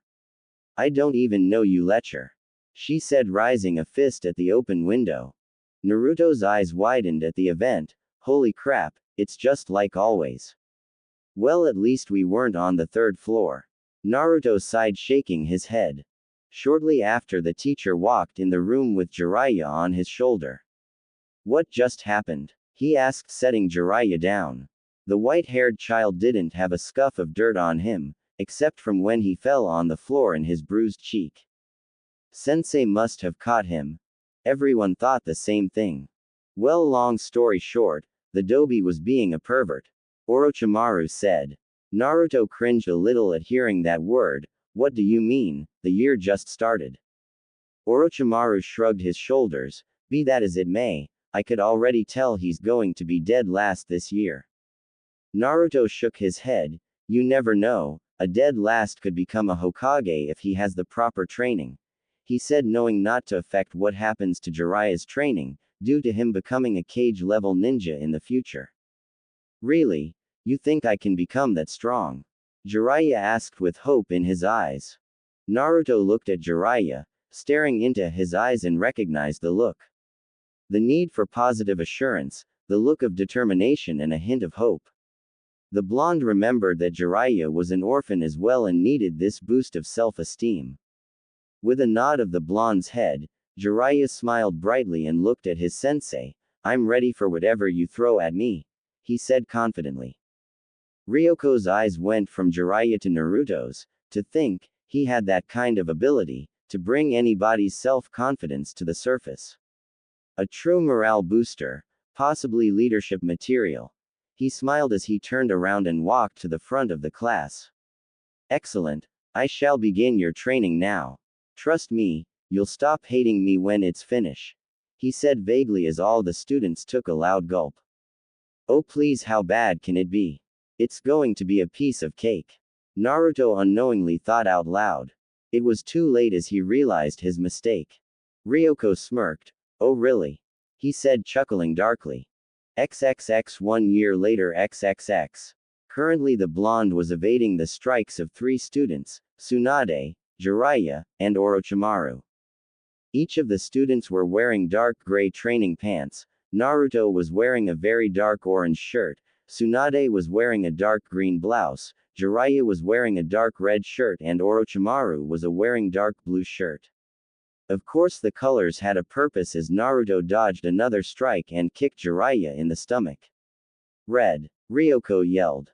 The male blonde released a small sigh of release as he charged at Jiraiya, along with the rest of the participants. Tsunade was the first to approach Jiraiya, sending a punch his way. In desperation for his life, Jiraiya quickly formed a seal before the fist connected with his face. A wooden log replaced the white-haired child. A large dent with multiple cracks appeared on the dense log from Tsunade's punch. Jiraiya appeared in the air behind Orochimaru, kicking at his head. Said child used his snake-like ability and ducked his head under the approaching leg and twisted his body around and grabbed the other foot and slammed Jiraiya to the floor. Sadly for Orochimaru, the body vanished into another log. He couldn't react in time to dodge the next punch. Fortunately, he was protected by Naruto, who caught the punch that would have connected with Orochimaru's head. Amazing job protecting your teammate. The male blonde heard his teacher yell from the sidelines. Naruto didn't have time to congratulate himself on the praise as Jiraiya tossed him over his shoulder and quickly swept Orochimaru's feet from under him. Tsunade, who was about to punch Jiraiya, stopped as she heard her sensei yelled, "Blue." This time it was Orochimaru's turn to evade his classmates. He quickly pushed himself off the ground and formed the ram seal. Shortly after, 8 clones appeared around him. "Which one is the real me?" he said. Jiraiya and Tsunade each turned to Naruto, who always could see through these kinds of tricks. They were surprised to not see him in their sights. Currently Naruto was in the air, having used chakra to rocket himself into the air to prevent any of them from seeing his eyes. He smirked. "Just because they're not regular clones doesn't mean you could evade my eyes," he said softly, deactivating his Rinnegan, which he had extreme training for. "Attack the one on the far right," he yelled to his teammates as he dropped on the far left and began destroying the Earth clones, with his hands encased in electricity. The sensei Ryoko stood from the sidelines with a proud smile on his face as he watched his absolute best students training in this team exercise. I don't need to explain the exercise, do I? It was obvious that these students mostly benefited from his intense training. The others didn't stay that long after the amount of injuries they sustained. It truly is a shame, he thought looking at his other students. None of them were special like the 4 on the training field. They didn't have the mindset to go into the battlefield, and truly, they're not entirely battle ready at the moment. They're only children after all, but these 4 are something else entirely. He thought, returning his gaze to the training field. "Green," he yelled, seeing Tsunade not become on the defensive. After 5 more minutes of Tsunade defending herself and evading every possible hit, Ryoko ended the training. "Excellent. Truly amazing. You 4 are truly my greatest pupils," he said, chuckling. "Now for evaluations, Tsunade. Being a girl, I wanted to lighten your training a bit, but I'm glad you forced me not to. You truly are reaping the benefits of my training. Jiraiya, that booster in the beginning of the year was just what you needed to rise up from being a loser in the eyes of your classmates. Orochimaru, a genius in the eyes of many, a prodigy in the eyes of the rest, a true ninja of the era. Lastly, Naruto, I believed you were all talk, but you have proven me wrong with your strategies for battle, and whenever things would go wrong, you were always able to think on your feet, and that is exactly what is needed on the battlefield. I would pass each of you, if I could," he spoke, confusing his students. "What do you mean, sensei?" Tsunade asked. "Of course you could pass us, we're too good to sit in a classroom," Jiraiya said, puffing out his chest. "Believe it or not, I agree with the pervert on this one," Orochimaru said. "Hey, I'm not just a pervert," Jiraiya said. "Jiraiya-dan," Naruto tried to say, but it was too late as he, Tsunade, and Orochimaru covered their ears and closed their eyes. "I'm a super pervert," Jiraiya yelled with huge fireworks erupting out of nowhere. Jiraiya stood in a pose with the peace sign high in the air. Ryoko stood with a tick mark on his head. He promptly smacked the child in the back of the head. "What have I said about being an idiot?" he said, running a hand through his hair to relieve a bit of his frustration. He let out a huge sigh. "Like I was saying, I can't graduate all 4 of you unless you pass the graduation test in a few years. Also, never in history has there been a 5-man cell, so you 4 won't be able to be together anyway," he said. "Oh, I beg to differ. A voice was heard. Hokage-sama. Ryoko said once he turned around to see whoever disturbed his class. What are you doing here, Hokage-sama? He asked. The Nadime and Sarutobi were seen walking up to the small group. Oh, I was just in the neighborhood and wanted to check on my grandniece and her friends, when I heard what he said, stopping in front of said girl to rub her head. What exactly does that mean? Naruto said softly, smiling, noticing the twinkle in his Nisan's eyes. It means that I have decided to take all 4 of you as my students. Congratulations, you 4 will become legends. Hiruzen said, crossing his arms as Naruto cheered, taking his dark orange shirt off and tossed it in the air, before running at the professor. The shirt thudded to the ground with a loud thud. This didn't surprise the class, but it did surprise Ryoko. Wait, Naruto, how much does your shirt weigh? Said Tsunade said, walking up to said shirt. The male blonde inwardly cussed himself out for forgetting, 15 pounds like everybody else's, he said. Ryoko stared into Naruto's eyes. You're lying to me, he simply said, picking up the shirt. Now tell me. Naruto mumbled the answer. Excuse me? Ryoko asked. I said 55. The sensei shook his head. Do you understand how reckless that is? You could have injured yourself beyond repair with that much weight, weighing down your small body, he said. At the age of 6, Naruto was very much in shape. His body was very lean and muscular, with a little fat, from the large amounts of food he eats to keep his energy. He kept the perfect balance between muscle and fat. Sensei, he's not the only one. Jiraiya said. I myself have 35 pounds. He said, taking off his own shirt and tossing it behind him. A thud was sounded, like Naruto's. I as well, sensei. Orochimaru said, taking off his own shirt. Everybody stared at Tsunade. What? I only had 25, I'm not crazy like they are. She said, crossing her arms. And I'm not taking my blouse off. She added, glaring at Jiraiya. It's not like you have anything to hide, flat chest. He said, crossing his own arms. Tsunade growled. What do you expect, I'm 6. She said. And I'm going to kill you. Tsunade screamed, ready to use some female fury before Tobirama stopped her. Would y'all calm down, acting like a bunch of kids? Ryoko said, crossing his arms. We are kids. The 4 children said to their sensei. Oh yeah, I keep forgetting. Because 6-year-olds aren't supposed to be nearing Chunin level. He said with pride etched into his voice, since he did a major part in that. Well, we are a great pair of children. Naruto said offhandedly. Oh no, you Naruto-kun, you're different. I could sense there was something odd about you, apart from the other 3. Ryoko said, taking a small step towards the blonde male. What do you mean? I couldn't possibly be any different. Naruto said, hiding behind Hiruzen. Now that he's said it, Naruto-kun, I do believe I noticed something about you in the past year.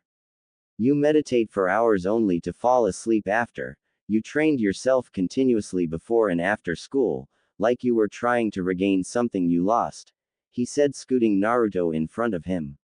I was going to, but I would like to see Ryoko-san test your skills.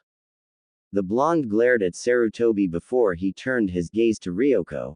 Can this at least wait until tomorrow, when I regain my energy? Yeah, come on, sensei. At least give Naruto-kun time to prepare for the fight. Tsunade said. And just because he's different doesn't give you any reason to try and fight him. Jiraiya said with anger in his voice. It is illogical to fight a child. You're a Junin for crying out loud and he's only 6. Orochimaru said. If you fight him, you fight all of us. Jiraiya said, moving in front of Naruto, before being joined by the rest of them. Ryoko stopped. No, just look at your friend, he's ready for anything, he said as they looked at Naruto. The blonde had his head down, his bangs overshadowing his eyes. A smirk was on his face as he started grinning. You're right, Uchu-sensei. After all, deception is the most basic skill a shinobi must have. If you're really up to the task, How about I show you just how strong I am? He said, looking up, his Rinnegan eyes on full display. XXX Omake first day of training XXX. Naruto was seen with what looked like a 15-pound boulder on his shoulders, while walking on a bridge of earth surrounded by water with water sharks lurking waiting for him. I may have spoken too soon. Naruto mumbled to himself as he began walking across the bridge, 1 foot at a time. On top of the boulder was Ryoko, further weighing it down. He was currently laughing his off. Do you fear my training now, Naruto-kun? Is it still easy for you, or do I need to up the ante? He said, laughing more. Naruto took another sturdy step. Why do I have to do this exercise, while everybody else only has a boulder? They don't have a bridge or nothing. You're a sadist. He said, taking another step. Oh please, this is a piece of cake, is it not? The sensei said, laughing louder. Naruto turned to the others. What are you still doing here? Run, this guy is crazy. He said, only for a kunai to drop from above and slightly cut his cheek before a whip came out of nowhere and hit his behind. Go faster, Naruto-kun. I thought you said it was going to be easy. He said, laughing again as he whipped Naruto again. You're crazy. He said as he went faster. It's a madhouse, a madhouse.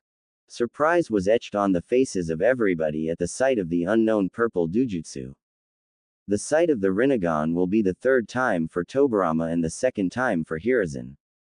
But it will forever be the first time anyone has witnessed the eyes with such intense concentration.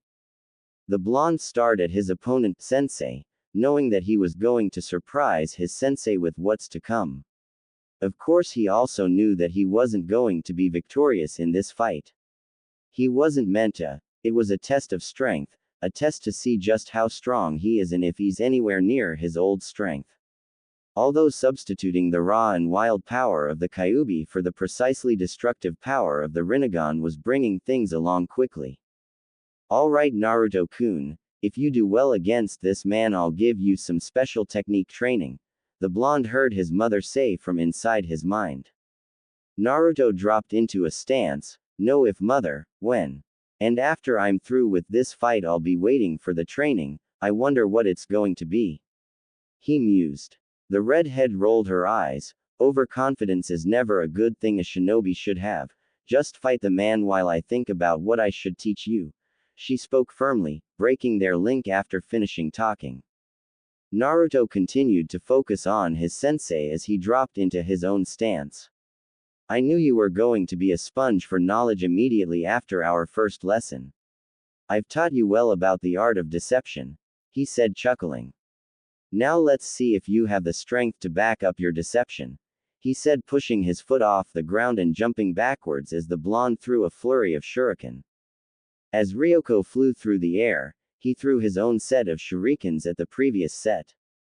Most of the thrown projectiles collided with each other. The others harmlessly flew by their intended targets.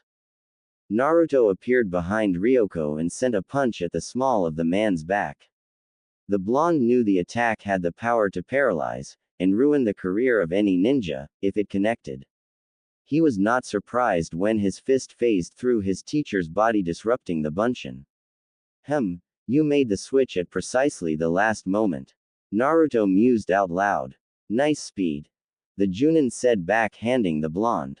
He was surprised when, instead of the blonde tumbling across the landscape, a puff of smoke clouded his vision. Cage bunshin, but how? The Junin darted out of the small smokescreen only for his face to personally meet Naruto's fist. Ryoko was sent back into the fading smoke and out on the other side, where he righted himself and landed on his feet.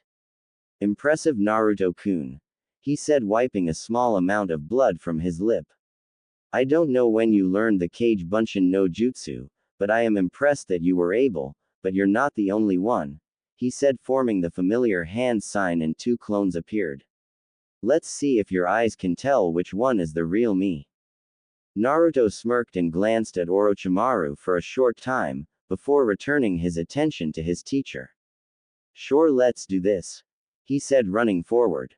He was about to veer to the right, straight for the real body, when the one in the middle cut him off with a punch to the jaw.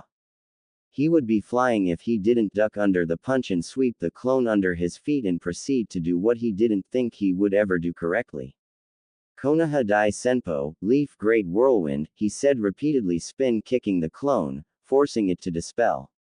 He returned to his feet and promptly blocked the other clone's strike. With a quick and intense burst of power, he lifted the clone off his feet and held him over his head and slammed him on the ground, making it explode in a cloud of smoke. Ryoko watched from his spot with a focused gaze on his prodigy student. Incredible. He simply thought. The blonde just exited the cloud and waited for it to clear, which wasn't long. He grinned. Yet again, I'm impressed with the display I've witnessed. It's really a shame that I have to take this up a notch. Ryoko said, vanishing from everyone's sight and yet again appearing behind Naruto and backhanding the blonde. This time his hand connected and Naruto was sent somersaulting across the ground. You're way out of your league, kid. At the sight of their friend being backhanded by their teacher, each of the future Sannin clenched their tiny fist in anger. I know you three want to jump into the fight and help Naruto-kun, but this is his fight. Tobirama said, keeping a close eye on the blonde's performance. Tsunade looked at her granduncle. What do you mean his fight? Naruto-kun is fighting a Junin. One-on-one, it's impossible for someone of Naruto's skill to defeat a Junin. At least let us all join in and we all might have a chance at victory. The female blonde said, looking back to see Naruto being overpowered by one of Ryoko's specialized kunai knives. I'm sure Ryoko-san won't take things too far. Hiruzen said, looking at the man who was currently swinging his knife at Naruto, forcing him on the defensive. Naruto-kun knows what he's doing, Tsunade-chan. Living with and caring for the boy this past year has taught me this, the young man said, putting a hand on her small shoulder. Tsunade just frowned and looked at Jiraiya and Orochimaru, hoping they felt the same way as her. Jiraiya's attention was only on the fight, having never seen something so intense in his life. He watched his friend jumping over Uchu-sensei and kicking the man in the back of the head. Yeah, kick his. He mumbled under his breath. Meanwhile, Orochimaru watched his friend, curious about this bloodline of his. I knew I wasn't delusional. I always thought it was slight flashes of the orange sunlight that was changing the color of his irises from blue to purple. But it was his bloodline. What is the name for those magnificent eyes? He thought, continuing to stare into the moving eyes of his friend, finding them amazing every second he gazed into their rippling beauty. Naruto kept on dodging Ryoko's persistent strikes. He really wanted to cut the blonde with that knife of his. It was then that Ryoko tried something new. He quickly threw his knife. Though Naruto wasn't expecting this, he was grateful that he was able to dodge with only a long, but shallow cut, along his right cheek. That wasn't all Ryoko did though. Naruto was in for a surprise as the Junin did a dynamic entry and kicked Naruto in the side of his head. Though it wasn't meant to be, as Naruto leaned back, maneuvering himself around the outstretched leg and delivered a kick right into his teacher's baby maker. Every adult male in the vicinity groaned in pain at witnessing Uchu Ryoko get kicked in the nuts. Ooh, even I felt that. The young Uzumaki thought, hopping back a couple of meters. Meanwhile, the ball-busted Junin crouched to his knees, eyes clenched shut in pain. He couldn't even think, the pain was so intense. This wasn't no simple real-life civilian nut kick. No, this was a fanfiction, ninja-based, faster than a regular civilian can see, nut kick. Either way, the pain affects us all. Kami, I hope he's alright. Naruto mumbled as his Rinnegan deactivated. Sensei, are you alright? He asked louder. Of course he's not alright, you just kicked him in the nuts. What man would be alright after that? Kushina questioned her son. Both on the outside and the inside, Naruto was truly sorry. He didn't mean to basically punt the man in the gonads. The blonde heard his sensei groan and mumbled something. What was that, sensei? He asked. I said I'm going to kill you. Ryoko mumbled again, rising to his feet, already in the process of completing hand signs. I'm going to kill you. Raiton. Panissa no boru. Punisher Ball. Lightning began crackling around Ryoko's mouth, before he hacked it out. The electrical ball of chakra headed towards the blonde. This all happened in the span of 3 seconds. The blonde should have known the Junin would retaliate the way he was right now. He should have known that any man would be furious after recovering from the incident that just occurred 5 minutes ago. Well, it was a good thing he knew this was going to happen, just not so fast. Thus he didn't fully dodge the attack. As the ball passed him and continued to travel into the forestry, the excess electricity shocked his right arm, rendering it useless for the time being. Ryoko didn't waste a second and vanished and reappeared on Naruto's right and kicked the numb arm, sending the boy into the forest, stopping only after he hit a tree. Yet again the Junin went through a set of hand signs. Sweden. Mizu no Yari, water spear. This time Ryoko spit out a large water spear straight at Naruto. Naruto's eyes widened upon hitting the tree, and it was impossible for them to widen any further upon seeing the large spear of water heading towards him. He quickly moved his head and covered it with his hands as the tree splintered and small, wet pieces of wood fly everywhere. Get up! His mother screamed, and he quickly got up and moved to another tree as 5 kunai embedded themselves in the tree. While behind the tree Naruto held his numb arm. He looked around the tree, only to dodge another thrown kunai. Okay, so he's just waiting for me to come from behind this tree. Great, he thought with sarcasm. Well, it's time to get original. He thought, taking out 3 shuriken. He did a backflip, his feet landing on the tree, before he kept hopping up the tree. He went around the tree, landing on a branch and quickly threw his shuriken. The Junin waited and waited. Before he looked up and seen 3 shuriken coming towards him, he effortlessly deflected them and seen Naruto coming at him from the sky. He was about to punch the kid when the clone dispelled and a cloud of smoke went up. His danger sense went up and he quickly jumped back, right before Naruto burst through the cloud with an orb of silver, swirling chakra, that immediately destroyed the ground, kicking up a lot of dirt. Ryoko was about to jump into the cloud of dirt when a hand grabbed his shoulder. I think that's enough, Uchu-san, I have seen all that was necessary. Tobirama said, clutching on Ryoko's arm to keep him from furthering his attack on Naruto. At this point Naruto emerged from the dirt cloud, his Rinnegan deactivated. I'm sorry, sensei, for what I did. It was not my intention for that to happen. It just did, Naruto said with his hands up in surrender.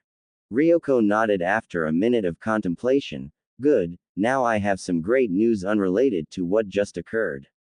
It seems Kumogakure has never been part of the war, they just never seemed to stop their militarizing of their army.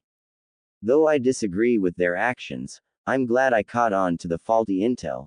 It would have caused problems if we were to attack Kumo, the Nadaime said, causing many of the Junin and Chunin in the area look at him in surprise. Naruto had a look of realization on his face, remembering that even though he hated history, that Kumo was never in the Second Ninja War, neither was Kiri, only Konoha, Suna, Iwa, and Aim. He thought, wondering when they'll enter the picture. Maybe not for years to come. Wait, wasn't Sarutobi the Hokage during this war? And didn't the Nadaime die during the First War? These questions came and went for the past year, never answered, for even his mother didn't know the answer. The only logical explanation would be that his traveling back in time has changed things further along the past. He shook his head as everything kept getting confusing. The more he thought about it, and the more he thought about it, the more he wished to leave it alone. He stopped when he felt a hand on his shoulder. The hand turned out to belong to his adoptive brother. Excellent fight. Most surprising. What was that technique at the end? I've never seen anything like it. He asked, causing Naruto to unnoticeably stiffen in realization. The blonde went through dozens of responses in his head, before he picked the most likely one. It's mostly the reason I've been training so hard for in the past year. It's the fruit of my efforts. He spoke with a foxy grin in place. You may have lost the fox, but you have kept everything that makes a fox a fox. Your cunningness and deceitfulness has only continued to grow ever since the disappearance of the Kyuubi. Kushina commented on Naruto's own response. Naruto grinned wider at hearing his mother. So does this mean that the others and I are a part of your new team? The man nodded, and this allowed Naruto to finally smirk. That's good, now I can do this, he said, punching the man in the side, playfully of course. You bastard, why'd you make me fight Uchu-sensei? Hiruzen chuckled. That was sensei's idea, I just went along with it, he said, quickly surrendering, knowing that because he lived with the boy, the pranks would never stop. Tobirama looked at the two, mostly Hiruzen, glaring at him, for so easily betraying him. He nervously chuckled, slowly backing up as Naruto and Tsunade stalked towards him. Well, it wasn't like I planned on it or anything, it's hey, what's that over there? He pointed to the forest. Unfortunately or fortunately, depending on who you want to be, the children looked and got fooled. Because when they found out they were fooled, the Nadaime was already gone. I can't believe he got me, Naruto thought in shame. The blondes looked at each other. Go get him. At that, the female blonde nodded and proceeded to chase down her granduncle. Now that that's settled, I have to congratulate you on your performance. I knew you could handle whatever I threw at you. If it was up to me, I would recommend that you entirely skip being a genin. Ryoko said, patting the blonde on the back.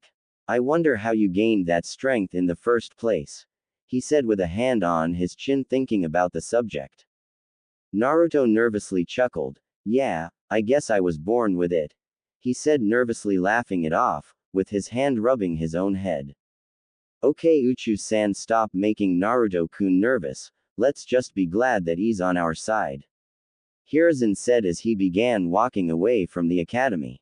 I have important matters to attend to at the moment. Naruto-kun, I'll see you at home, the rest of you, I'll see you tomorrow at Training Ground 7. What you did here will pale in comparison to what I'm going to put you through, he said ominously before vanishing with a shunshin. What did he mean by that? Orochimaru asked, walking up to Naruto with Jiraiya on the other side. Naruto shrugged. I don't know, but I think we're going to have an even tougher training than what we just went through. You think? Now what the hell was that earlier? I had no idea you had that kind of strength. Jiraiya playfully pushed Naruto. And your eyes, how'd you get them? Also, you're a bastard for using them on us during those spars, Orochimaru said, slapping Naruto in the back of the head. With that hit, Naruto dropped to the ground, exhaustion finally getting to him. I wasn't expecting that. What the hell did you do? He's dead. No, you killed him, Jiraiya yelled, crouched down beside Naruto's body. Orochimaru's sweat dropped and looked around to make sure they were alone. He sighed in relief to see nobody around. I don't want anybody to know I hang out idiots. Calm down, idiot, he's just unconscious. Our previous training and that fight drained his energy, Orochimaru said, shaking his head as he walked away to prepare for tomorrow. Jiraiya blushed in embarrassment. I knew that, he said, looking up and noticed nobody was around. Orochimaru must have went to continue training, I might as well do the same, the white-haired boy said, finding a better reason than returning to the orphanage, thanks to his parents dying in the beginning of the war half a year ago. Naruto's body was left alone in the academy training ground. XXX a week later, XXX. Naruto sat in a tree inside of Training Ground 7 at 7 in the morning. He would always be the first one in the meeting place. Then Orochimaru would appear calling his name, in 3, 2, 1, and there he goes. Naruto, Naruto, Orochimaru said right on cue. After that, Tsunade would appear telling Orochimaru to be quiet. Orochimaru, be quiet, it's too early for that, Tsunade said, sitting under the tree, resting her own head against the bark. With that, they would be alone for about 10 minutes, Naruto resting in the tree, Tsunade also resting under the tree, and Orochimaru finally giving up on calling Naruto and taking out a scroll to read. After their 10 minutes was up, Jiraiya would appear with bags under his eyes and would promptly drop to the floor 5 feet away from the others. Of course, nobody paid attention until he would raise his head and call out to Naruto. Naruto, Naruto. Then, like always, Tsunade would groan in frustration and say, "He's still not talking to either of you," she said, more like a statement than a question. But Jiraiya would always reply with a, "Why not?" Then Orochimaru would say, "Because you left him unconscious at the academy a week ago," the royal-looking boy said matter-of-factly. "What? You left him first?" Jiraiya yelled, crossing his arms. This time everything was different, as usually Naruto would remain quiet until Tsunade would slap them both in the back of the heads. "Would you both shut up? It still doesn't get rid of the fact that you both left me there." "You're lucky Tsunade returned to pick me up." Hours later, the male blonde said, finally talking. The two other boys looked down sheepishly, while Tsunade grinned in apparent victory. By now Hiruzen appeared. "Are you ready for another day of hard training?" he asked, grinning sadistically. At that, all 4 children groaned in pain. "Sensei, can we take a break from training? I'm still sore from yesterday's exercise," Jiraiya said. Hiruzen chuckled. "Oh, come on, you should know my response by now," he said. Yeah, the soreness will go away with more training." "You know, Sensei, that isn't true. More training just makes me more sore," Tsunade said, pouting with her arms crossed. Hiruzen frowned for a second. "Well, it's a good thing we aren't training today. We have a mission," he said, chuckling at their gasps of happiness. "Really, Sensei?" Naruto said, appearing at Hiruzen's side faster than anybody could see. "What is it? What is it? What is it?" He repeated the question a dozen times before Tsunade covered his mouth with her hand. "Calm down, Baka. He would have told us already, if you weren't talking," she said, struggling to keep Naruto still as he was thrashing around. "Grab his legs," she told Orochimaru and Jiraiya. At that, they tried to hold his legs down, but Naruto went and kicked Jiraiya in the chin and Orochimaru in the side of the head. Then he substituted himself for Jiraiya, gasping for breath. "Damn, you got a grip on you, Su-chan," he said, rubbing his jaw. Tsunade let Jiraiya go, feeling that he wasn't thrashing, and was glaring at Naruto. As soon as Jiraiya was let go, he sped towards Naruto. Sarutobi grabbed the back of his collar. "Calm down, Jiraiya-kun. Naruto-kun didn't mean to kick you in the chin," he said, looking at Orochimaru to see him out cold. "Damn, Naruto, you knocked Orochimaru-kun out," looking at Naruto with surprise. The blonde waved his hand dismissively. Yeah, now what this mission? And as Kami is my witness, if it's doing meaningless chores, I'm going to kill you," he said with a serious look on his face. "Okay, then we have 2 missions. We have to escort a diplomat to the capital of River Country," Sarutobi said. "It's a C-rank escort mission. Does that satisfy you?" Naruto nodded. "The other mission?" the blonde asked. "Yes." From there,